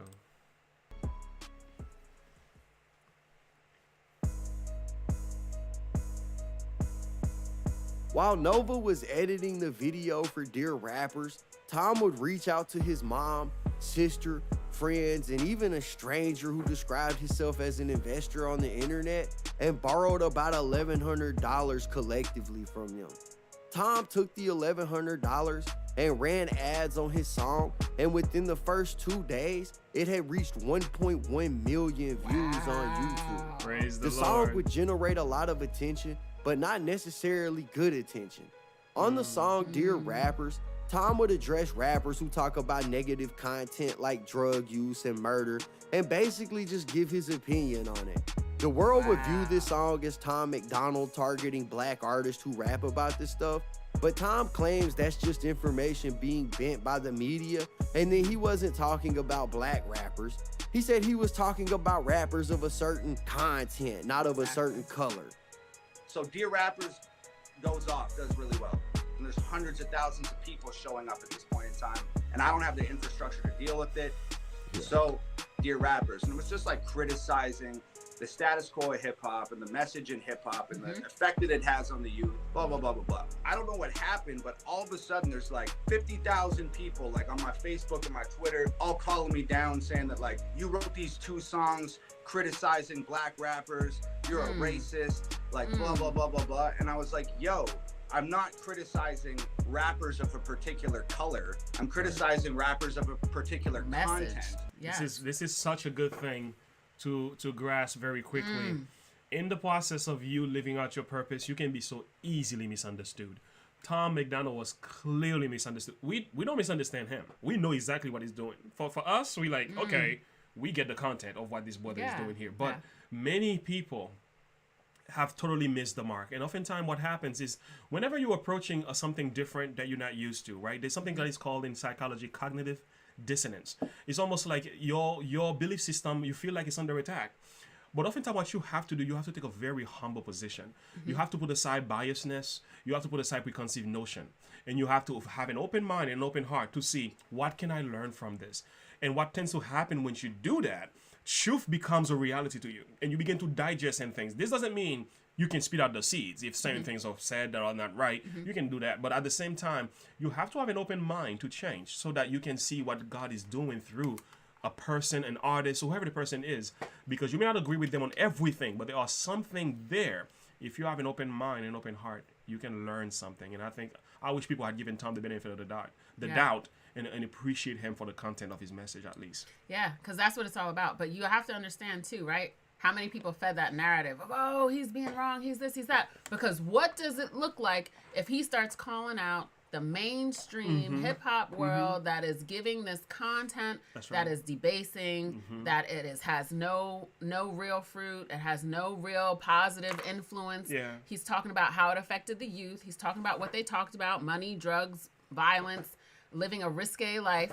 What does that do to the label industries if he starts to get all this fame? They saw that 1.1 million, right? They saw that. They knew what was about to go down. That's they right. knew the influence and power that he would start to have if he penetrated the mind. That's right. And they wanted to shut his mouth. So they started popping those seeds of, so look, I think that was race related. Label. Race related. Yeah. I think this was against all black rappers. No. Naysayers. He enjoyed rap. He couldn't even keep up with the heavy metal. Heavy metal doesn't have a positive, any heavy metal that doesn't have a positive influence, he didn't stick with that. No. But so what's going on there? So we have to really be careful and see what happened here. He started to produce a word that would have taken down what record labels and companies didn't want to get out. They don't want to lose money. Tom did what no other artists were doing at the time when he was going against. He went against the wave. He went against the narrative. He called him out. That's right. He attacked the Scottish crowd. He exposed them. He let him know, hey, this is not acceptable. Yeah. This is what it's doing. It's negative. It's debasing. It's destroying and our it youth. has no quality. None. It's destroying our youth. So what? Oh, all of a sudden they want to make him out to be this negative, put him in a negative light. Yeah. No, and and I want to give a shout out to, I guess these are clips from another B. Tatum interview clip. We want to give a shout out to B. Tatum. Thank you for this interview that KB was able to put in. We want to shout out everyone who had a role to play in this because it's so powerful. This is such a powerful documentary. And when you hear it from the horse's mouth, why don't you believe it? Because he's not saying anything of color. Yeah. He's saying everything of context of what you're feeding and what your message is. Period. There you go. Simple as that, guys. Very powerful. So in the process of you trying to do your dreams, be aware. You're going to be misunderstood. You're going to be attacked. The enemies will come at you. The naysayers will try to discourage you. But I want to pause to make it clear today. Don't be discouraged, especially when you know you're standing for what is truth. Truth, no matter how hard it is attacked, always wins. So you can just stand on the foundation of truth, tell the truth for what it is. And one thing you also need to know, people love the truth. People are hungry for truth. We are tired of fluff. We are tired of nonsense. We are tired of men stripping and dancing in the showers. Bunch of naked. We're tired of that. That stuff doesn't bring anybody up. It tears us down. So guess what? When an artist like Tom MacDonald comes out, we're going to embrace that because our heart wants something better. Absolutely. Let's keep going. And you've taken that way out of context, so you have something to be angry about on the internet. Now there's all these people calling me a racist and blah, blah, blah, blah, blah. And being the only white boy in that neighborhood and hearing all of this stuff that people are saying on the internet, again, was just like this perfect mixture of angst and anger and just feelings that I was having. And I just put all that into a record. Even with the backlash, Tom would quickly follow that single up only 3 months later with a song titled Castles. Castles would perform decently, but it just didn't see the same response as Dear Rappers did. And that may be because of the approach he took to the song. The song has meaningful lyrics and describes everyone's internal battles, and there was no controversy involved. Because of the lack of response to Castles, Tom would only wait one more month, and then he would drop a song titled Hell of It. In this song, Tom would reestablish his view on rappers that promote negative content. And as expected, this song would create a controversy online, and in the process, would send Tom's streams through the roof. Tom would capitalize on the buzz by dropping another song titled White Boy. This is by far the moment where Tom was introduced to a mainstream audience. The song would first go viral on Facebook, but eventually went viral on all platforms in less than a week. On the song, Tom would take his now signature controversial stance on politics and racial history. The song was viewed by most as a highly offensive song, but Tom knew exactly what he was doing. He had that small taste of clout from his song Dear Rappers, and he wanted to taste it again. He had always wanted to make an impact, and this was the formula that would change his life forever and allow him to do that. Before dropping White Boy, Tom invited people from around the South Central neighborhood into his home to listen to the song and give feedback. He wanted to check the record's temperature with the people it might offend most. Tom says that the people in the hood listened to it and gave the thumbs up, so he released it. Over the next year, Tom would drop a string of music videos and spoken word videos, which eventually led to the release of his first post-fame album, aptly titled Death Threats. This album would take Tom to the next level. It didn't chart at the time of release, but Tom would show the world how devoted he was by signing each and every copy of the album by hand. He recorded videos to let the world know they would all be receiving individually signed CDs, and the fans loved it. Tom would continue to stoke the fire of controversy by dropping a song titled Politically Incorrect. We gotta Don't pause. you love how Tom was sensitive to how his audience might react? That is actually so true. I was saying. Don't you love how he called people from his own neighborhood in, and I'm sure they were black. Obviously, the people who he could potentially offend, because the song is White Boys, and not that they were all black, because white people get offended by black issues too, all the time. And that's important to understand, that black issues are not just black and white issues. Race issues are not only, it doesn't only affect that person in that race. There are other people of compassion and of care and concern who do connect and try to support people who might have these issues with them. So anyways, the long and short of it is, look at what he does. That's right. How full of integrity, intentional, full of character. Yeah, he intentionally wanted to make sure that, like, do you guys hear what I'm trying to say? Understand me. Are you understanding what I'm trying to portray? That this isn't against you, but it's against the narrative that the world is trying to put out. And getting that understanding and being able to glean, because those are the conversations that need to be had. So he has this conversation inspired through his music, and then he brings people in to help him understand that what he was trying to portray and to say, it is in fact how it would be perceived by those who are willing to hear and willing to have the conversation. We got to remember, some people have a negative lens on and they don't want to take it off. Good point. Listen to this. KB Goes Live says, I've been sound condescending. I promise it wasn't meant to sound that way. Y'all are doing a great reaction. KB, I don't know how anybody could misunderstand the content of that documentary that you put together here. Is very clear to us. So again, we're talking about misunderstanding, right? You were misunderstood, boy. And you know what? So this is what I reacted to White Boys. Yes, so that was exciting to be able to see. That's actually the most viewed videos we have on our channel. Really, yeah. I understood and I saw it, and I'm like, there was nothing controversial against one particular race in that video. Pure facts. In the context of what he was saying. It was talking about how they're trying to keep us divided. Put him in a don't box. say that. Don't say that. Yeah. No. And then he ends up alone because white people don't want to hear truth. Black people don't want to hear truth. They want to stay in their box of, I'm being victimized, or they're evil people. He talks about both sides of the story, and he breaks it down through that music. And where does he end up in the end? Alone, with the room flipped. Nobody standing with him. There you go. Right? Sometimes, hey man, sometimes that journey could be a lonely one. But once you know what you know, he had you to know use what you know. He had to use an extension cord from, thank you, not the real Hobson. He had to use an extension cord from the neighbors to film it. Isn't it beautiful how he literally has the story of, he didn't rely on his parents. He didn't rely on anybody. He really put in the work. That's right. Tom MacDonald used what he had. He used what he had. And I'm so glad for Nova. I want to give a shout out to Nova for sending. Can I give a shout out to all women in the chat group right now who love their men, who love their husband, who know the value of lifting them up, right? For being supportive and caring. I want to say shout out to you and say thank you. Don't let your husband's dream die, especially when he's doing the right thing. Be there for him. And I want to shout out to the husband, by the way, for those of you who loves your wife, for those of you who stand by their side, for those of you who are supporting your children, shout out to you. Do what you do. We love you.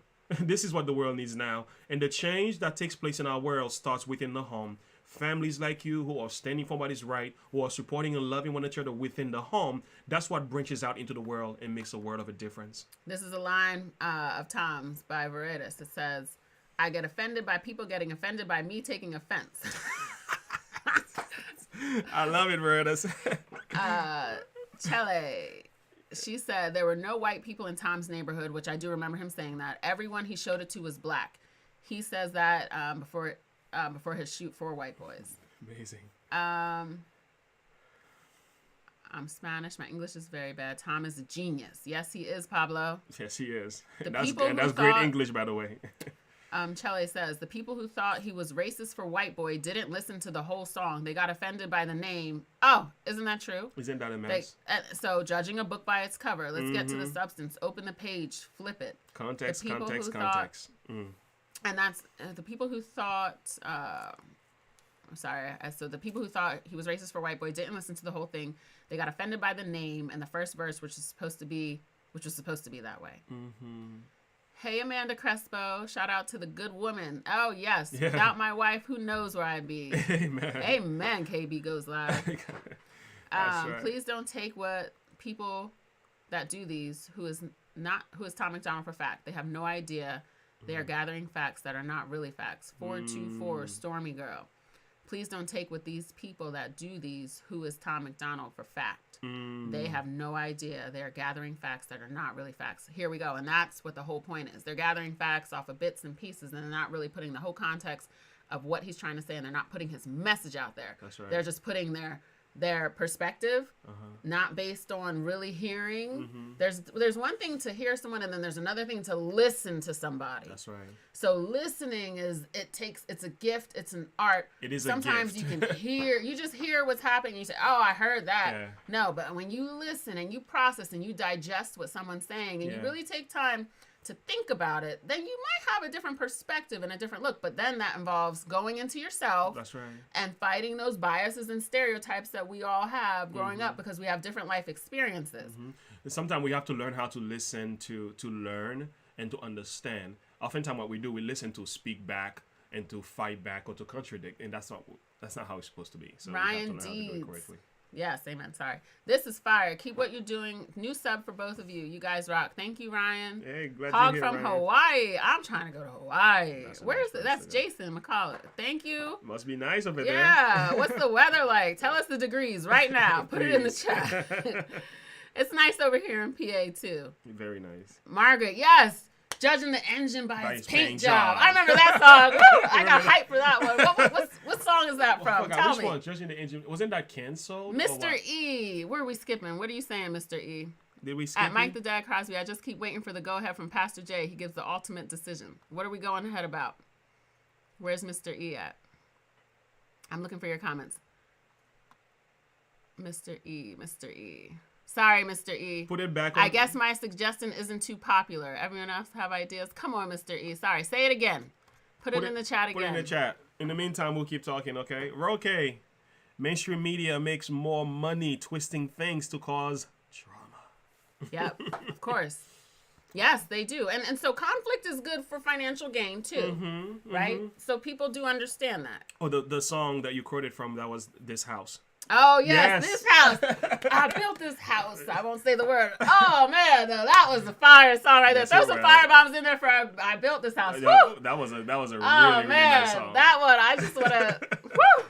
Yeah, that was fire. This house, firebomb for this house, and we appreciate the content of that. You know, that quotation you guys put up there, very well. Yeah, done. Powerful. Oh, man, I love that song. That was powerful. Praise God. All right, guys. Okay, we're going to keep going. We keep reading the chat, and we'll pause if we have to. This song would also fail to chart, but as the songs kept releasing, the numbers just kept growing. With the success of his recent releases, Tom could feel the pressure building. But instead of folding, he would drop another song, this time taking shots at the people who seemed to have a problem with his lyrical content. The song was titled Everybody Hates Me. In the video, Tom makes an appearance in peak leggings, a bulletproof vest, and a red ski mask. It was at this point that I think Tom realized the best way to respond to the internet was with a meme, and that is what he would accomplish with this video. Tom knew being as ridiculous as possible would only help to build his profile, and to everyone's surprise, the next song Tom dropped wasn't taking aim at anyone. Instead, it was a very introspective look into Tom's life. The song was titled I Wish, and Tom would use the moment to collaborate with his newly found fans, starting the I Wish challenge, where he asked his fans to write down things they wished, pose with it on camera, and send him the video. Wow. The idea received a lot of praise from his... Wow, that's powerful. Quickly, I want to acknowledge you, Mike Todd Crosby here, from Mr. E, calling your followers Last Supper crew. Or I like that. I love it. LSC. LSC. I like it. Listen, guys, put a thumbs up in if we're all, because you're all it.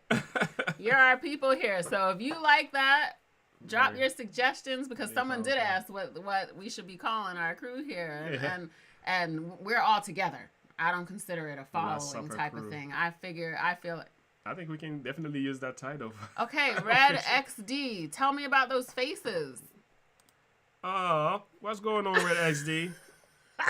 Help me understand. It looks like he has to use the bathroom or something.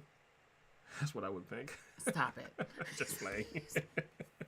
Tell us what Andrea, it really is. You can watch Fake Fans and My Fans. Yeah, we need to watch My Fans together. Actually, it's very powerful in connection to what they're talking about here. I want to quickly say. Let's quickly read. Mr. E said we keep skipping him. Mr. E said other reaction channels have names for their followers. What do you think about calling us the Last Supper crew, LSC and Hog? I like it, but you guys all have to like it too. Okay. So thank you, Mike and the Dad Crosby, for your super chat. LSC and Hog. Thank you. All right, that would be great if you could give me LSC for life. I like it. Last Supper crew. Yeah. I like it. Last Supper crew. That sounds great. If you want to put an hashtag, create some type of group for that one. I like it. Hashtag that for us so we can maybe, we can start using How that. awesome that Tom MacDonald challenges people to start seeing him. This is what I love about Tom MacDonald. He's not just saying, I'm sorry, I just totally went left. But he's not just saying about his own story. He's making people get in touch with their own story. He wanted people to, the I Wish challenge. That is powerful. Yeah. Powerful. Listen, in the chat, tell us your I wish if you're comfortable and vulnerable enough. Do not feel obligated to do so. But what was this challenge again? Can you back it up just a couple seconds so we can hear this again, so we can understand what we're about to do? And thank you, Mr. E. But remember, guys, testimony is coming up in our next live streams. Yeah. So we want to make sure you send us an email of the testimony of how Tom's MacDonald music has made an impact in your life. We want to hear how it challenges your life. And thank you for those of you who already sent it. So we're saving that. We're gonna read them live in our next live streams. Okay, together with my wife. Challenge where he asked his fans with his name at anyone. Instead, it was a very introspective look into Tom's life. The song was titled I Wish, and Tom would use the moment to collaborate with his newly found fans, starting the I Wish challenge, where he asked his fans to write down things they wished, pose with it on camera, and send him the video. The idea received a... Powerful. Okay, he's going to talk about the idea. So, if you're comfortable, if you want to send it in with the testimony, or if you want to throw it in the chat, I want to take Tom's challenge and bring it to present time. That's right. I wish people could understand how much God loves them. Yeah. That's my I wish. Right. I think if people understood the value and purpose that was on their head, that the divine creator gave to them, I think people would have a peace and a liberty that passes their understanding. Absolutely. And then they would live a life in peace. And instead of, I hate when I see agony, I hate seeing pain.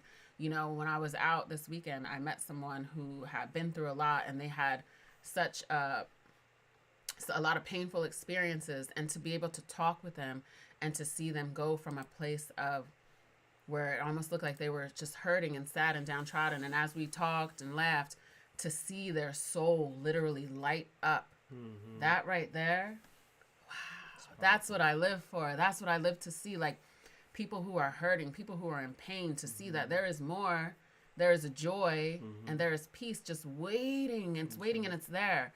And I know we all got to go through stuff. Everyone has to have their story. There's no perfect person but Jesus Christ, right? But it's like, seeing that, I just wish I could tell the whole world about how much they are valued, there's purpose in their life, and that they're loved. They're loved so much by their divine creator. So that's my I wish. You know, guys, Tom knows how to get in touch to the heart of his fans. Yeah. He loves his fans. To me, that's very different. A lot of artists, they talk, but they don't really connect with their friends. You know, Tom, you can reach him right now. We can go on Discord right now and send Tom a message. You know, it's so reachable. You know what I'm saying? So to me, and he made that clear from the beginning. Yeah, by signing every copy. Yeah, right. That is very intentional. You know, so I really appreciate this about him, man. Very, very, very human. I call this human, man. He knows how to come down to people's level and meet them where they are. That's very attractive. Okay, James Maxwell said, I wish I had not been a little red-haired boy that was picked... Oh. Okay. I wish I had not been a little red-haired boy that was picked on all day, every day at school. Bullying was big for me. That was painful. Sorry, James. I went through it myself, too. Yeah. I was... Especially being a Haitian born and not speaking English and stuff was rough. Yeah. So, yeah. Thank you for being so vulnerable there. I went to school. I remember being called horse and pimple face, and I was one of like 4 black kids there, and it was just a tough experience not fitting in there. And then when I went to the all-black school, I didn't fit in there. So I was just stuck between this wedge of like, okay, what am I? Like, who, you know, and I get that. So you get it. Everyone's story is different. So I don't fully understand yours, but thank you for sharing.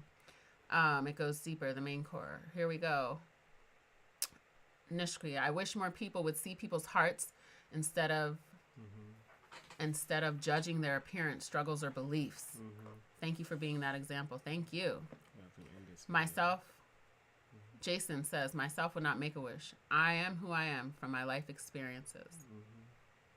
Pessimistic said, I hold the lamp in the darkness, but there the light that I needed to see the road that walked in between the angels and the demons. Mike and the Dad Crosby, I wish I had spoken up about the idiocracy and hypocrisy before this pandemic. Yes. KB goes live, I wish there were more people like y'all in the world. Thank you. Thank you, Demi Katz. I see you have to leave. I thank you, everyone. I wish I didn't have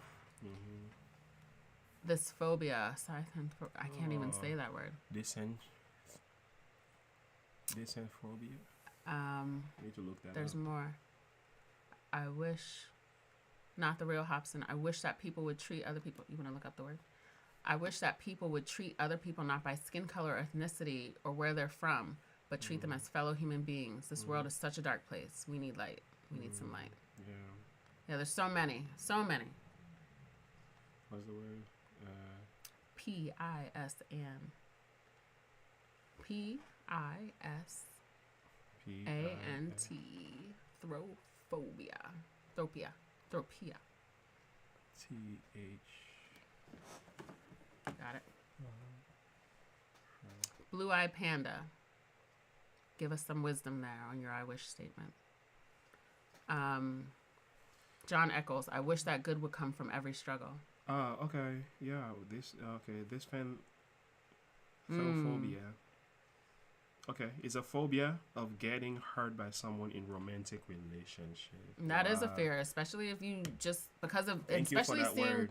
The relationships that are out here now and seeing the ones that we see on TV and stuff, you don't see them lasting. You see a lot of negative a lot of this one is together, then they broke up, and here's who we saw him with. And so the beauty of relationship has been degraded so much through the media, through social avenues, through everything. So yeah, so let's, I wish I wasn't angry. Amanda. So I'm glad we're sharing our I wish. Thank you, everyone, for being vulnerable. And know that these I wish statements can become concrete statements of what you've overcome. It's a source of healing, guys, when we start talking about this. That's when we start. You start to expose yourself to yourself. And when you share with others who are like-minded and not going to judge you and not going to put you down, it's a start of healing. Right. Or it's just a part of the journey of healing. Right. You may have started already, especially if you've been listening to Tom MacDonald, right? So a lot of praise from his ever-growing fan base, and that would successfully capture the minds of even more people with the release of this song. With an even bigger audience than ever, Tom released a song titled Straight White Male, where again, just like in White Boy, he gives some perspective on what it's like to be a white guy in the modern day society. Like clockwork, the track would attract outrage from critics, but even more curiously, at this point, there was a notable shift in Tom's fan base. The comment sections began to fill up with as much support as it did hate, and it seemed Tom's message was resonating with a ton of other white guys just like him. Around this time, an internet personality and YouTube rapper named Mac Lethal would send out a tweet that read, "This white dude who raps about how white dudes are super oppressed is garbage. I don't know his name, I'm not gonna learn it. His bars are fucking awful and he could shove his entire low-rent aesthetic up his ass." Tom would find the tweet and without hesitation would reply with, "You spell I haven't been relevant in years and I'm super fucking jealous? Wrong, bro. I've sold out your city twice. Maybe you can open next time," referring to his tour dates. Tom would then post this tweet to Facebook asking his fans if he should drop a diss song. Mac Lethal would try to walk back his comments, but the very next day, Tom would upload a video to his channel titled Lethal Injection, where he would take shots at the YouTube rapper, pointing out Mac's prior drug addiction and infidelities. Mac would take a few days to respond, but after 4 days, he would upload his own response titled Single White Female. At the time, Mac Lethal had more subscribers than Tom, and arguably was the bigger personality of the two. So the response only served to open the door for Tom to grab some of Mac's fans. While Mac thought he was dominating the beef, Tom was in the background waiting. 2 days after Mac Lethal dropped his diss song, Tom dropped another song titled Mac Lethal Sucks. Tom would rap for about 4 minutes straight, ripping into Mac Lethal, and Mac wouldn't respond after this diss. But in the end, it was a win for both artists, and it was pretty entertaining to watch. This wouldn't be the peak of the controversy mountain for Tom though. From here, he would go on to drop a song titled If I Was Black, where he would superimpose his face onto the body of a black man, and he recited lyrics like, "If I was black, I probably wouldn't fuck with anyone who's white, because that slavery shit would honestly always be on my mind." And the message had a mixed reaction. At this point, Tom already had built a pretty diehard fan base that was supporting his career. The opposing side accused Tom of being racist for speaking about black issues when he didn't grow up in that type of environment. They were pushing the narrative that he couldn't possibly understand the problems of black people in America, being that he is a white man from Canada. But Tom would push through the backlash, proving again how resilient he can be. He would drop another string of records addressing the issues and even making a rock song called Ashes in the process, but practically avoided the controversy along the way. But it wouldn't be long, and Tom would be right back at it with his old shenanigans.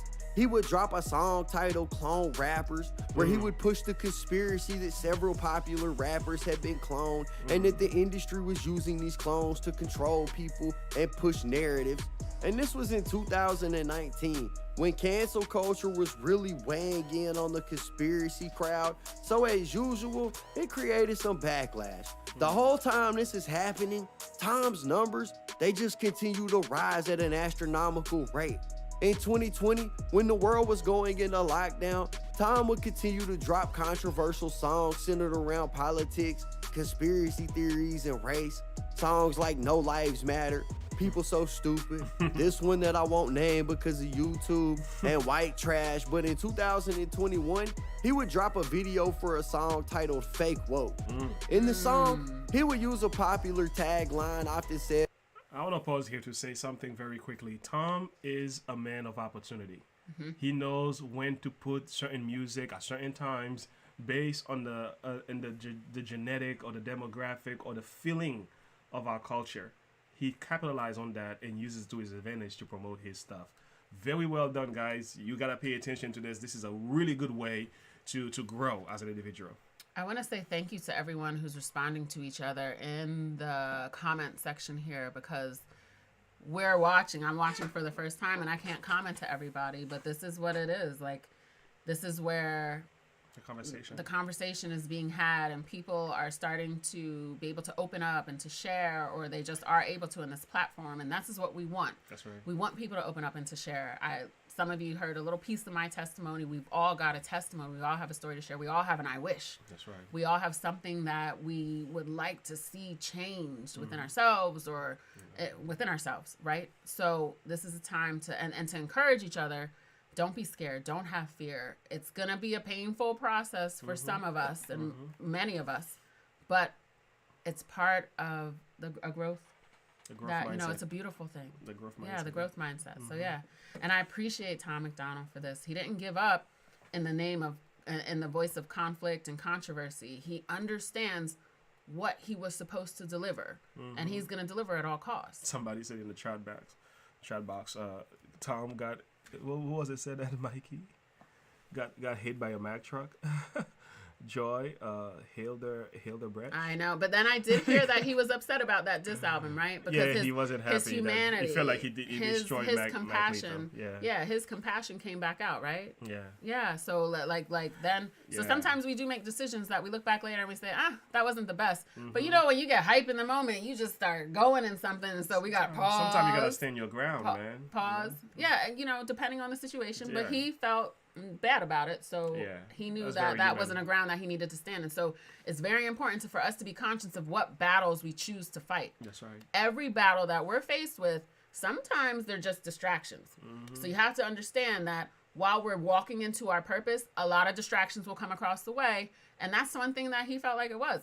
It had a positive outcome. Like it said, he ended up getting a lot more subscribers and viewers and all of that, but it doesn't mean the same people couldn't have come from a different means where he didn't have to put someone else down. That's right. And he understood that. And this is why he shared that he wasn't proud of those diss records. Absolutely. And you got to give that. Integrity is powerful, man. You got to give that to him. Got to give that to him. Just for being human, to know when you did wrong, to own up to it. And, it shows the... He hated how the diss track... Thank you.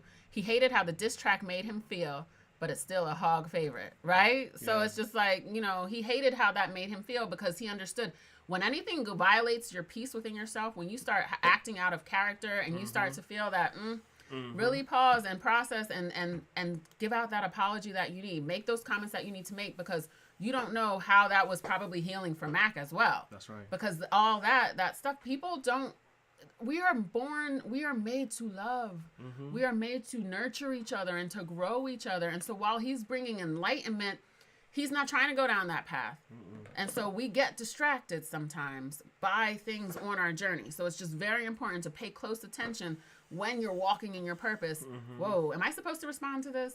Is this something I'm supposed to give my attention to, or is this a distraction? Listen to that, all right? Not the real Hobson. You said he has since reached out to Mac Lito, and they're reconciled with him. That's what a real man does. That is what a real man does. So I appreciate that. Like I love the beauty of forgiveness. Yeah. It's one thing that we get into arguments and we argue with each other, but when it's time to make up, it's such a beautiful thing, man. That's a good way to kick the devil out the house, by the way, guys, is to forgive one another. So I appreciate Even Tom and Adam started with beef, and they're now brothers. They're now brothers, and now they have an album out together, right? So here's what we have to understand, too. A lot of times, the enemy will see because the enemy knows us more. He understands us more. So God understands us, the enemy understands us, and then we have a very limited and today understanding of ourselves, or not just today, but we have a very limited understanding. So when we understand the enemy sees what we don't see because he understands the power of God because he used to live in heaven. So he understands what God is capable of doing. So when he sees that, he tries to throw in wedges and divisions, right? For people who are supposed to come together for the greater good, but he tries to cut that off before it can happen. That's right. So you have to be careful and really take time to see, like, is this what I'm supposed to be? Like, know that when you're going out for the good, distractions are going to come in to try to break apart and separate those people, circumstances, and situations that will actually make a situation better. Praise the Lord. Right? That's right. The enemy knows, but God is greater. God is greater is he that is in me, which is God, than he that is in the world, which is the enemy. That's right. By right-wing talk show host Ben Shapiro, facts don't care about feelings. And the general public would view this as Tom taking a side on the political spectrum, and Tom would just let the world think what it wanted. Tom would use the buzz from all of his controversies to make a collab album with his longtime friend and fellow artist Brandon Hart, and Nova was even on a few of the records. Tom's next move, though, would show the world exactly how much influence he had accumulated over the last 2 years when he purchased an Eminem beat that was being sold as an NFT for $100,000. Tom would take the beat and write a song called Dear Slim. In the song, Tom would take the role of Stan and write a letter to M. He was paying homage and acknowledging the differences between him and Eminem, and that would gain the respect of a lot of M fans, again, boosting his numbers even higher. Tom would go right back to his controversial topics, covering more politics and conspiracies and race with songs like Snowflakes, America, Brainwashed, New World Order, and White Boys. It seems that Tom has really found the lane that he thrives in the most and doesn't really seem to mind the controversy around his name.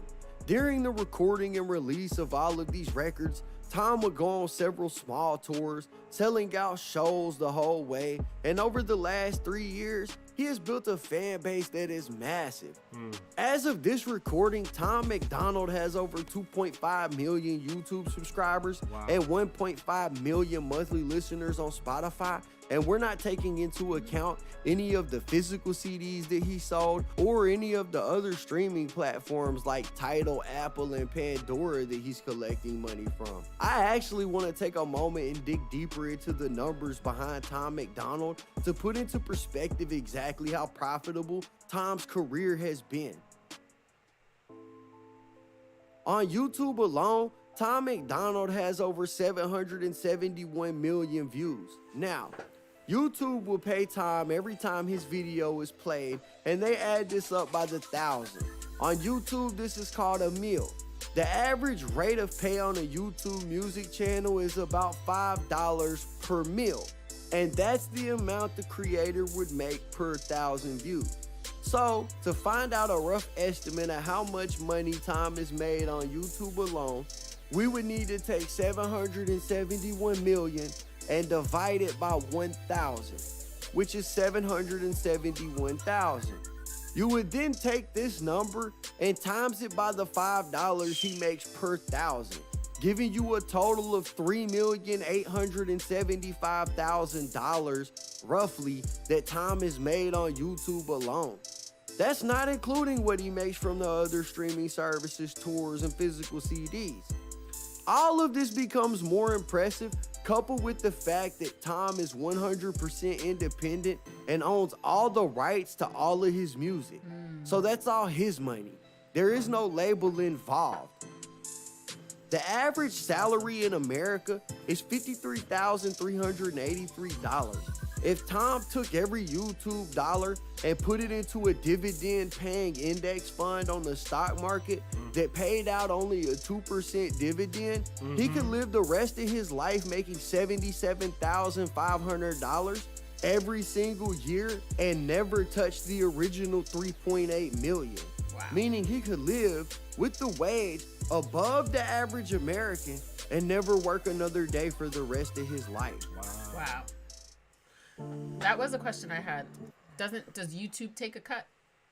That was I said Christy B said how much did YouTube get? Yeah, YouTube does get a cut. It's pretty high. It's like about 30%. So we know. But still. He's still pretty nice. He's still making, and that's the beauty of it, because what he's putting out is worth that and more. Mm-hmm. That's breaking chains in people's lives. Remember, There's so many people it's more than money, guys. It's nice to know and to see that where he started from, having nothing in a rat-infested, roach-infested house. There we go. Right? Mm-hmm. Not relying on other people. He was able to come up. He was able to make a living for himself. That's right. And he's speaking truth. And this is a valuable, it's an influential field that he's in. That's right. Very smart guy. Man. That would be after the split. Got it. Wow. Okay. Wow. So he did all that math. Thank you for those numbers, KB. Should have clarified that. Thank you, KB. Yeah. For the rest of his life. Okay. Mike and the Dad Crosby. At Super Chats, it's around 30%, but not sure for music videos. Oh, got it. We're almost through it, guys. The imagery, right? Power. Tom MacDonald is a Canadian turned American rapper who grew up with all the support he could ever need. As a child, he was nurtured and his dreams never felt far away. As a teenager, Tom would see himself fall headfirst into the world of wrestling, but that dream would fall apart. So Tom would turn his eyes towards music and try his hand at making rock, but that also fell apart. But Tom was resilient. As an adult, Tom would find himself suffering from a mental health issue that plagued him and allowed bad decisions to bring him all the way down to rock bottom. Tom looked around at the world around him and felt the need to give his input, and that decision would ultimately change his life. Tom applied himself and was able to turn a bad situation into a fortune. Whether or not you agree with Tom MacDonald's message or disagree, one thing is for sure. He is a force to be reckoned with in the world of hip-hop, and he holds a massive amount of influence over his fans.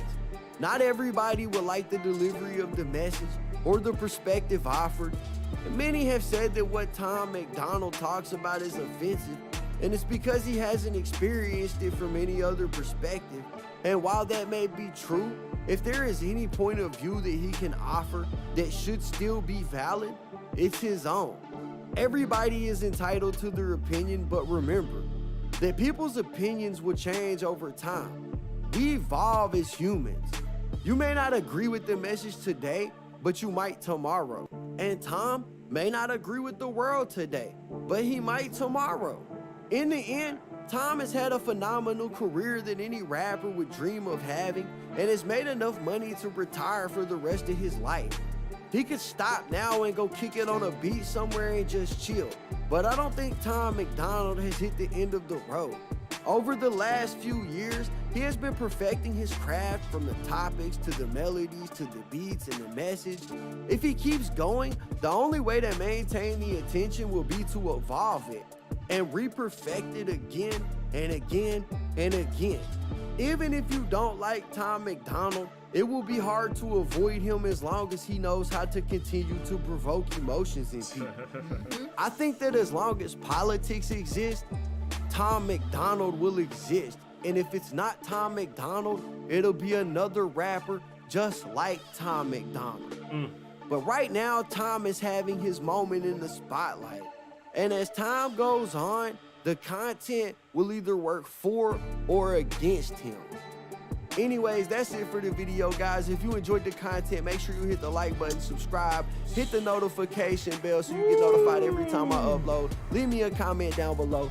What do you think about Tom MacDonald? Do you like Tom MacDonald? Do you hate Tom MacDonald? Do you think that Tom MacDonald has staying power, or do you think he's a flash in the pan? I would love to hear y'all's opinions. Anyways, it was fun rocking with y'all, man. I'm out. Wow. Yeah. Throw fire in the chat room. Can I get some fire in the chat room? KB, Tom MacDonald. Live. That was an awesome documentary. I don't just give you a thumbs up. I'm subscribing, my friend. And I'm putting everything on. Good job, my man. Hard work pays off. I didn't know Tom MacDonald. I feel so much closer to Tom MacDonald, right? Yeah. He's like my friend in my head. I told you I have friends in my head that I'm just like, I would be friends with him. There's some other people in the world who I feel like I just connect with them. And even though we've never met, never made eye contact, may never meet. Yeah. But I think the most valuable lesson that I learned from him watching this is his persistence and his desire not to just live a basic life. He knew he had purpose, and he was driven. He had a purpose. He has a purpose-driven life, and he is not going to sit back and back down no matter what comes at him. Yes. Wow. That was amazing. That takes courage. The first thing that I've learned from that video, guys, was the importance of family support. Like going from parents to his girl, and also like just like my wife said, Brandon Hart intervention, huge. Like and again, going back to what my wife is saying here is just the idea of continue to push forward, to be persistent, resilient, a go-getter, having the courage to not give up. I really appreciate this. I love the content, and I love how it was put together. 3 albums before his first hit song. Lost everything, half a cigarette left. Pen and a notepad, went out, wrote, and believed in what he was inspired to do. That's right. That's right. That is powerful. Very powerful. So how many times do we go through something and we figure, oh, it's not working, so I'm just going to end it. Or we don't take that start. Just take that first step. The foundation will be laid in front of you. The headlights are on. Sometimes you got to put on the high beams because you just can't see, right? It's starting to look a little too dark out there. But you just got to keep pushing, keep moving forward. Don't quit. Keep moving forward. Don't quit. I'm friends with Nova in my head, right? I know. I'm like, I want to be that kind of down. I feel like I know so much about Tom now that if I meet him anywhere, we can have a serious talk about anything in his life. Like, Thank you so much, KB. You really did a great job with that, man. And I love that I had reacted to some of the songs before I saw the documentary. Yes. Because I was able to then identify with what he was saying, what you had shared in the documentary, because I understood where Tom was coming from to the extent of what I've already received and seen through his music. Wow. So that was powerful too. Yeah. Wow. Man, that was amazing. Awesome. That was great. You get a clap. Yes. You get some amens. You get some fireballs. Yes, that was awesome. Guys, we have to move on now to Trying to Kill Me by Tom. Okay, we have a little bit of time to spare. We're going to try to dive into that one here. Because but don't you think we should watch Dear Rappers since that was the first one? So what do you guys vote? Trying to Kill Me or Dear Rappers? Let's get a vote in the chat room. Because that was the first one that landed him his fame. Yeah, I'm okay with that. I didn't see if Dear you guys Rappers. are okay with it, I'm okay with it. So let's see if we can put let's do a little, I don't know. I would think. Let's do a poll. Yeah. Dear Rappers, or. That was his first one that brought him to, where he's at. So I would love to hear that one. Yeah.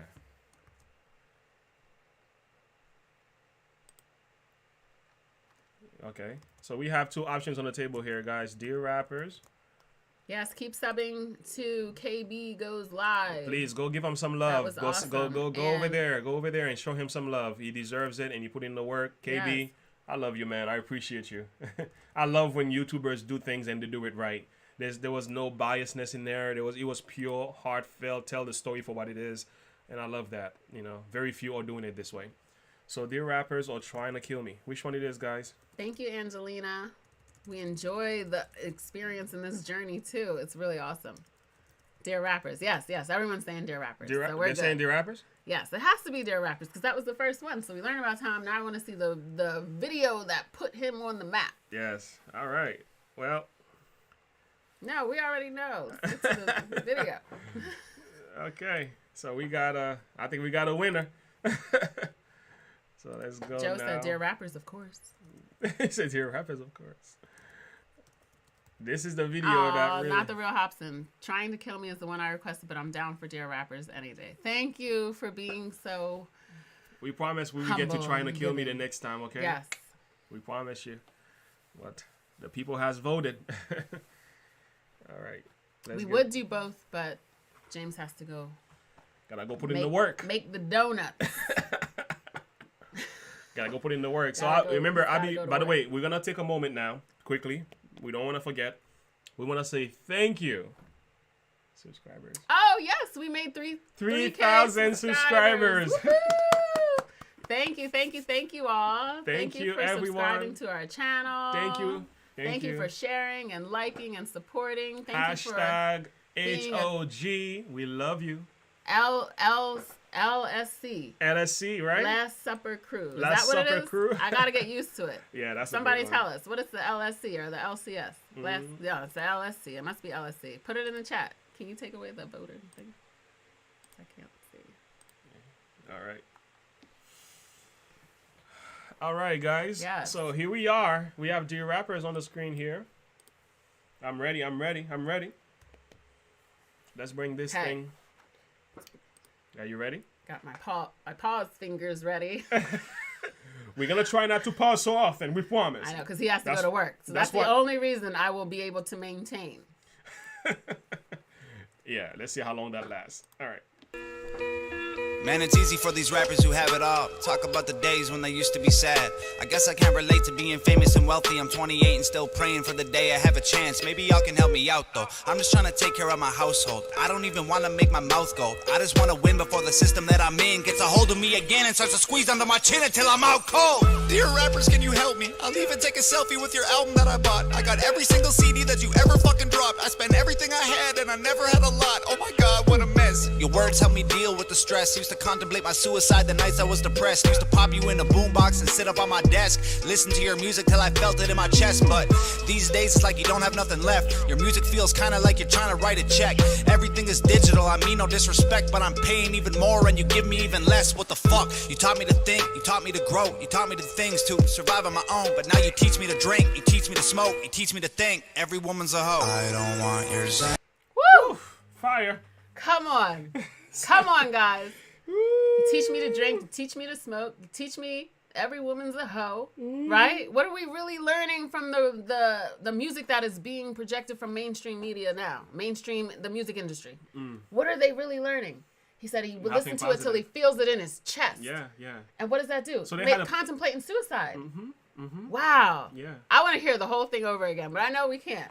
Can we? You can go back. You know me. I have to hear it like twice. Powerful. A little bit more. A little back more. Okay.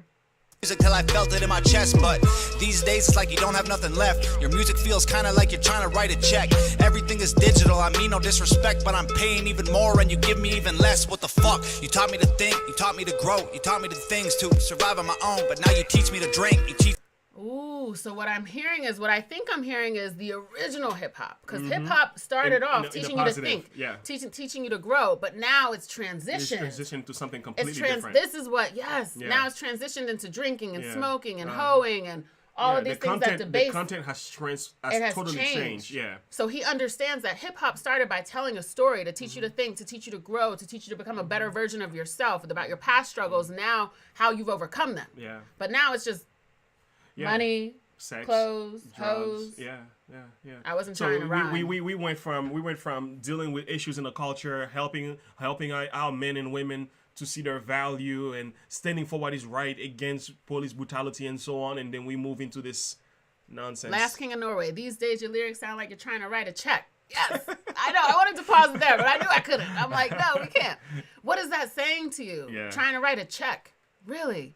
Yeah, he censors them now for the. Yeah, he has a lot of. That's right, guys. Wow. I think KB, we can aim for 10K. I think we can hit 10K in a month or two. Yeah, that'll be great.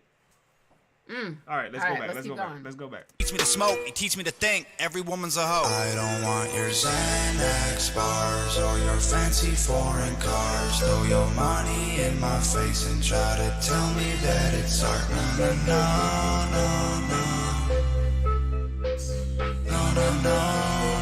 Yeah. Just a drug addict on TV. I can't hear another fucking song about abusing medication that I had to take just to stay alive. There's more important shit than what you wear and where you live and who you fucking, what you drink and what you spend and what you drive. Rappers full of bullshit. Ain't that the truth, guys? Ain't that the truth? There's so much more to life than what you're wearing, your clothes, what you're drinking, what you're... I forgot about that. How they glorify, I got my Moet, my Cristal. Like, who?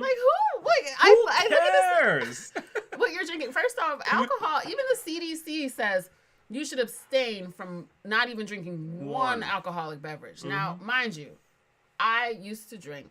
I am not condemning people who drink. But if this is what you're promoting, knowing how it debases and how it kills the body, how it destroys us individually, and then it branches out. Come on now. This is what you're teaching people. So all of these things he's talking about, it's not just alcohol. Everything he's talking about, this destroys the family unit. This is the narrative that they're pushing. This is what he's fighting against. That's right. Powerful. Clap to you, Tom MacDonald. We needed to hear that, man. We needed to hear that. Straight facts. Let's go. Come on, let's keep going. Back it up. It's just a marketing vehicle. Back it up. Back it up. Back it up. About abusing medication that I had to take just to stay alive. There's more important shit than what you wear and where you live and who you fucking, what you drink and what. Hold on a second. He said medication that he had to take to stay alive because you had to numb yourself in order to carry out. A lot of people take these drugs that literally numb them so they don't have to face the reality, and this is how they stay alive, literally. And I don't know if it means something else. Go ahead, comment, and let me know. But I'm listening to this for the first time, and I'm like, wow. Well, a lot of times people are numbing themselves through medications. And this is just how they can continue to go in this process that just goes against their very soul and spirit because they have unrest. They have to. You kind of have to dumb down your self-value here. You have to lose yourself in order for you to promote that kind of music to your fans. Because some of these artists, they are human beings just like us. But you can tell something must have died inside of them some way, somehow down the road. And that's why they don't feel any shame by putting out the stuff they put out. So Last King of Norway, club music. I remember this very clearly. From the time I started to go out and party, I remember very clearly the music went from real emotion to money-grabbing nonsense. And this is in all genres of music. It's not just hip-hop. Yeah. You know, all music has taken, and I can't say all of it has taken it on, but it all has a place where it just becomes debased and it has no value and it has no positive influence. And this is what he's talking about because this is what he connects with. It does. So we can go into every genre. It's in all music. But one thing we have to respect, hip-hop is the most powerful, most influential music genre in the world. Not the real Hobson. He's talking about the Xanax he had to take for anxiety to help him get off the alcohol, etc. So yes, so poison on top of poison, right?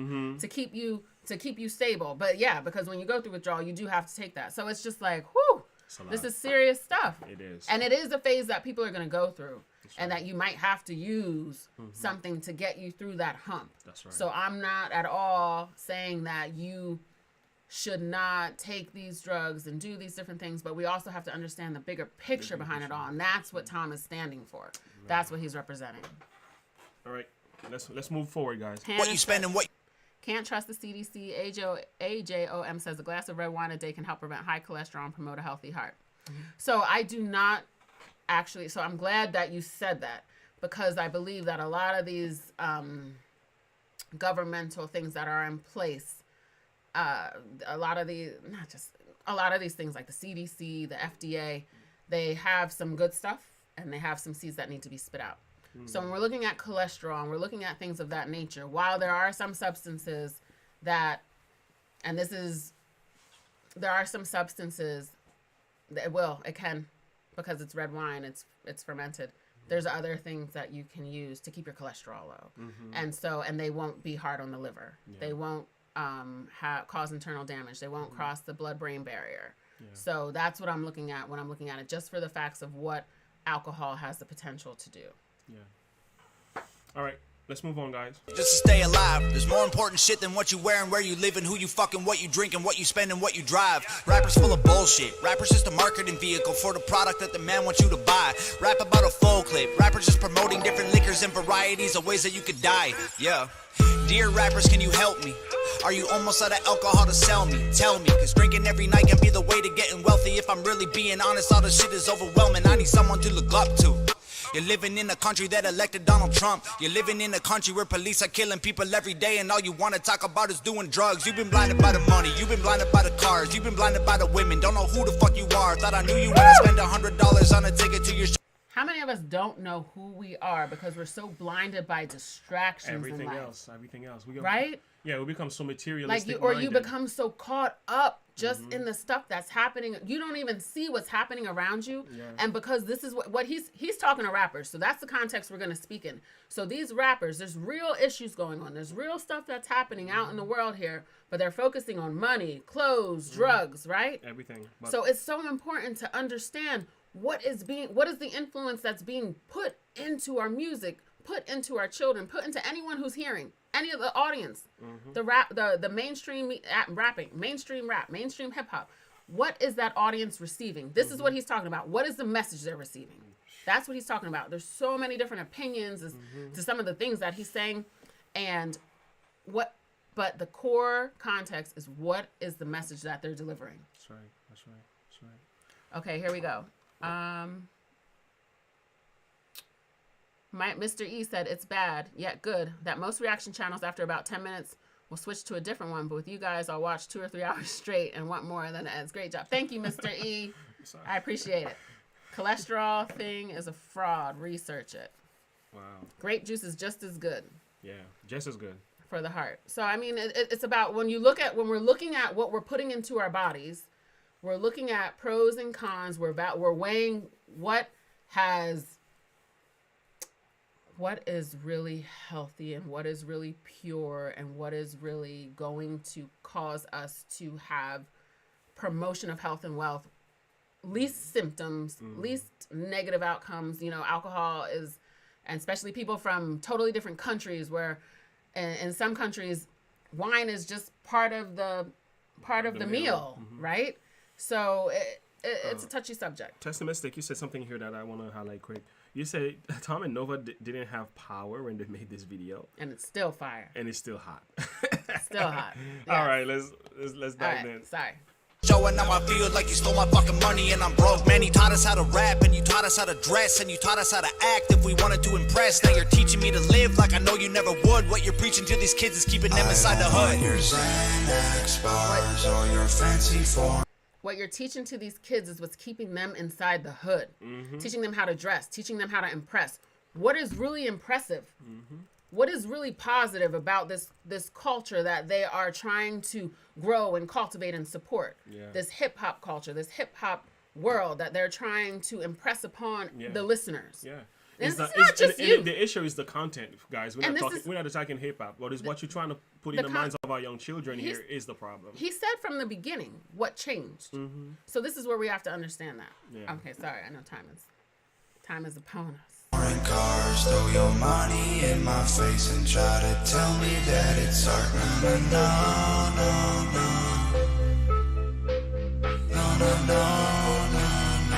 Just a drug addict on TV. I don't want your Xanax bars or your fancy foreign cars. Throw your money in my face and try to tell me that it's art. No.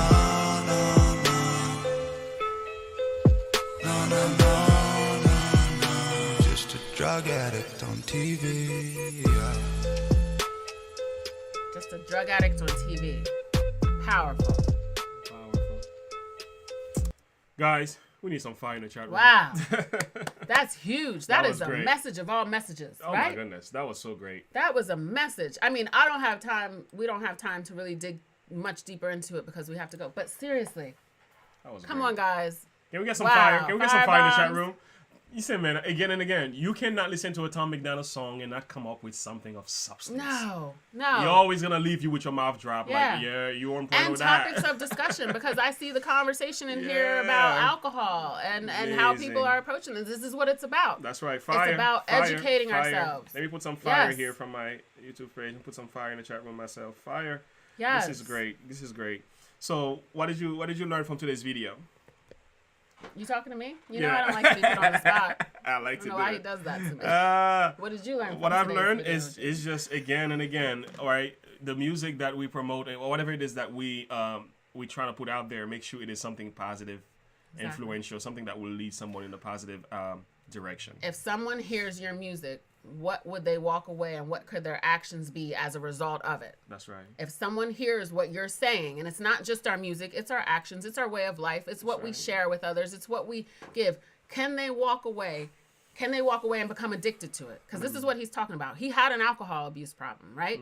He had he became an addict, right? And he overcame that. Yeah. So when we're looking at substances that can potentially, because some people, you don't know if you have a propensity to become addicted. You don't know until you take that first hit, till you take that first drink, till you take that first drag. Some person can smoke something or drink something and not have any addiction or with that to it, but another person can. So when we're looking at what we're giving, it can be through TV, it can be through media. Some people don't even realize how media has captured them and caused them to become addicted to media. That's right. Right? So there's so many different variations of addiction that Tom MacDonald is calling people to look at and to fight against. Right. And they fight against with the influences that they're putting forth through hip hop music, teaching people this is how you impress others. What does everyone want to do? Impress somebody. Everybody wants to be somebody. There's no one who says, oh no, I'd rather just be a nobody and have nobody notice me or appreciate or value me as a person, right? Yeah. No, that's not how it goes. Yeah. People want to be seen, right. heard, valued, and appreciated for whatever it is they're bringing to the table. So now we have the genre of music that is now telling people drugs, money, sex, cars, girls, what you wear, what you drink, the type of alcohol that you drink, puts you at a higher status than another person. It's glorifying, but there's more. There's more to life. There's more to life than these things. You know, there are pains, sorrows, there are sufferings. There's suffering going on, and also like there's positivity. You know, there's lifting up people's spirit. Yes. A lot of things that these artists can do, they fail to do, and it's a shame. And I'm glad he's calling them out for what they are. Yeah. Thank you guys. Thank you guys for joining in. All right. Last King of Norway, make music inspirational again. That's right. Yes. That's why what he not? does. That's what he does. This is what Tom MacDonald does. Thank you for the super chat. Appreciate that is you. awesome. Addiction is hell. I can imagine. You surely can. So, all right, guys, we have a final thing to share with you here, and from there we're gonna bring this thing to a close. This is Galatians chapter 6, verse 8. Listen very carefully to this verse, guys, about how you're influencing things, decisions that you make, and knowing that everything you do has a consequence that follows. Right now, watch this. Go ahead, man. For he that soweth to his flesh shall of the flesh reap corruption, but he that soweth to the Spirit shall of the Spirit reap life everlasting. Yeah. Look at the one to the top. Let's look at the one on top. Be not deceived. Go ahead. Be not deceived. God is not mocked. For whatsoever a man soweth, that shall he also reap. Is Tom MacDonald reaping the consequences of his hard labor? Yes, he is. And the same is true for you. If you're sowing in a positive things, if you're sowing in your education, you're sowing in your relationship, you're sowing in your future investment, whatever it is you're sowing to, you can hope for, rest assured, you're going to reap the benefit of that. But at the same time, if you are sowing toward evil, if you're sowing toward unrighteousness, if you don't pay attention to the word of God, what are the seeds that you're planting into the world? That's right. What seeds are you planting into your children? What seeds are you planting into your coworkers, your job? Nate McD, thank you so much for your super chat. Are you from California? Is that what the CA stands for? Yeah. Thank you. Nate said you guys should go way back and watch Nova's song, Dear Nova, then Hey You, and the end with You Did Your Best. Show Nova some more love. I agree. We're definitely going to bring Nova. We're going to bring some girls into the chat room. So yeah, absolutely. Yes. Nova is certainly going to be on our top list here to react to. So we appreciate that, Nate McD. Yeah. So we definitely just have to look at what seeds are the challenge today. As we all walk away and go away from this live, is to say, what seeds am I planting into the world? If someone receives what I'm saying, how I'm living, how I'm acting, what I'm sharing, is it beneficial for their soul? Yeah. And is it beneficial for me to sow to reap what I'm sowing out as well? Absolutely. We have to start challenging ourselves, just like the I Wish and all these challenges. This is what Tom MacDonald's music is supposed to do. That's right. It's supposed to challenge us to become better versions of ourselves. That's right. My challenge for you will be, hey guys, let's be as supportive as we can be to the person who is doing something positive in your life. For example, Tom MacDonald's parents and everything supported him even when he was making bad decisions. They never stopped loving him. Yes. Do the same for your husband. Do the same for your wife. Do the same for your children. Show them the love. Neighbors, strangers, even co-workers, enemies. Listen, the most powerful thing a person can do, like Tom MacDonald did with Mac, the Lethal Mac, the most powerful thing that Tom MacDonald did in all of this is going to that person who dissed him first after he responded, and then going back to that person and apologizing. That was beautiful. If he did nothing else, if he made no other song, if he made nothing else, that right there showed the integrity and power and courage that it takes for a man to be a man. Someone said that's what a real man can do. Man meaning man or woman. Man meaning humankind. The most powerful thing you can do is recognize that your spirit didn't have peace in something that you've done, going and making right that wrong, whether that person accepts it or not, whether Mac Lethal accepted or not. That's not why Tom did it. He did it for his own soul. We do it for our own spirit and our own soul. That's what we have to walk in. Wow. You know what did Jesus say, right? Forgiving one another and God will also forgive us, right? So if we don't forgive, God can forgive. And it's also a very important thing, friends. Don't hold grudges. Learn to forgive. LSC. And ask God to help you with that. So I want to remember, what does LSC stand for? Is Last Supper Crew. Last Supper Crew. Yeah. I like that. I like that. I love to eat. That could be a hashtag LSC, right? And I love to eat the Word of God even more than I love food, but I love food. I'm a foodie. So guys, we want to wrap it up with a word of prayer. All right, it's been real. Yes, I gotta get going here. I'm running behind schedule, so I'm gonna run out. But I want to wrap this thing up with a word of prayer. We just want to say thank you for hanging out with us. Thank Thank you for the super chats. Thank you for the love. Thank you for your comments. Thank you for engaging with us here. Hey, more to come. More to come. These videos are gonna get chopped up. We're gonna chop up these videos in segments and put them up throughout the week. So look out for those as well. And more reaction to other artists are coming. Hobson, NF, Struggle Jennings, Samson. We paying attention. I have them on the list. So my wife and I are going to start digging in different artists as well. But right now, this is a Tom MacDonald journey. But don't worry. We're all going to make a transition eventually and focus on other artists as well. And they have a high bar. So they have a high bar to reach, right? No, I have to. But they're to retract that. They're different in their own way, though. Exactly. I have to retract that statement because what do we just talk about? Accepting people where they are and where they're at, and understanding the beauty and the value, because everyone has a different capacity based on experiences, life experiences. Some people have a different capacity to love, and while they're not loving the way that you're capable of loving or the way that you think they should be loving, if they're doing their best, we should embrace that fully and 100%. That's right. Here I go again. I'm about to start. Yeah, Last Supper Crew. Last Supper Crew. I love it. We're gonna turn that into a hashtag LCS, right? Yes, hashtag LSC? that in the comments. LSC. Last Supper Crew. I love that. Thank you, Mike Crosby. You started something going for us. No, it wasn't Mike Crosby. It's Wasn't Mr. E. Mr. E did this. Mike Crosby gave us a super chat to tell us what it was. Okay, appreciate that. All right. Yeah. So guys, thank you, Mr. E. While we are here, how about we have a closing word of prayer? Okay. Asking for God not only to bless Tom, bless KB Goes Live for his hard work.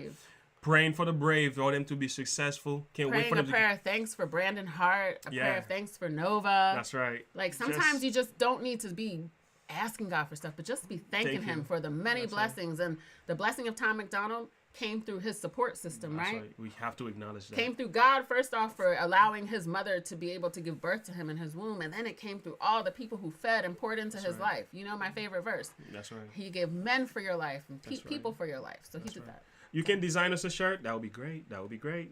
We can talk. So let's have a word of prayer, guys. We got to wrap this thing up. Heavenly Father, thank you that we were able to spend some time together learning into the life and looking into the life of Tom MacDonald. We saw so much, Father, many things that we could learn from. So it was such an encouraging and inspiring thing. I want to thank you for KB Goes Live, for his hard work. Bless his YouTube channel, Father. We pray for hundreds and thousands of subscribers to go and visit his channel as a result of this hard work that he put in, Father. And also, everyone in this chat room right now, we pray that you will visit them and allow them to experience the power of your love and also ministered by your blessings that you have in store for them. But we want to pray for Tom MacDonald's and his success.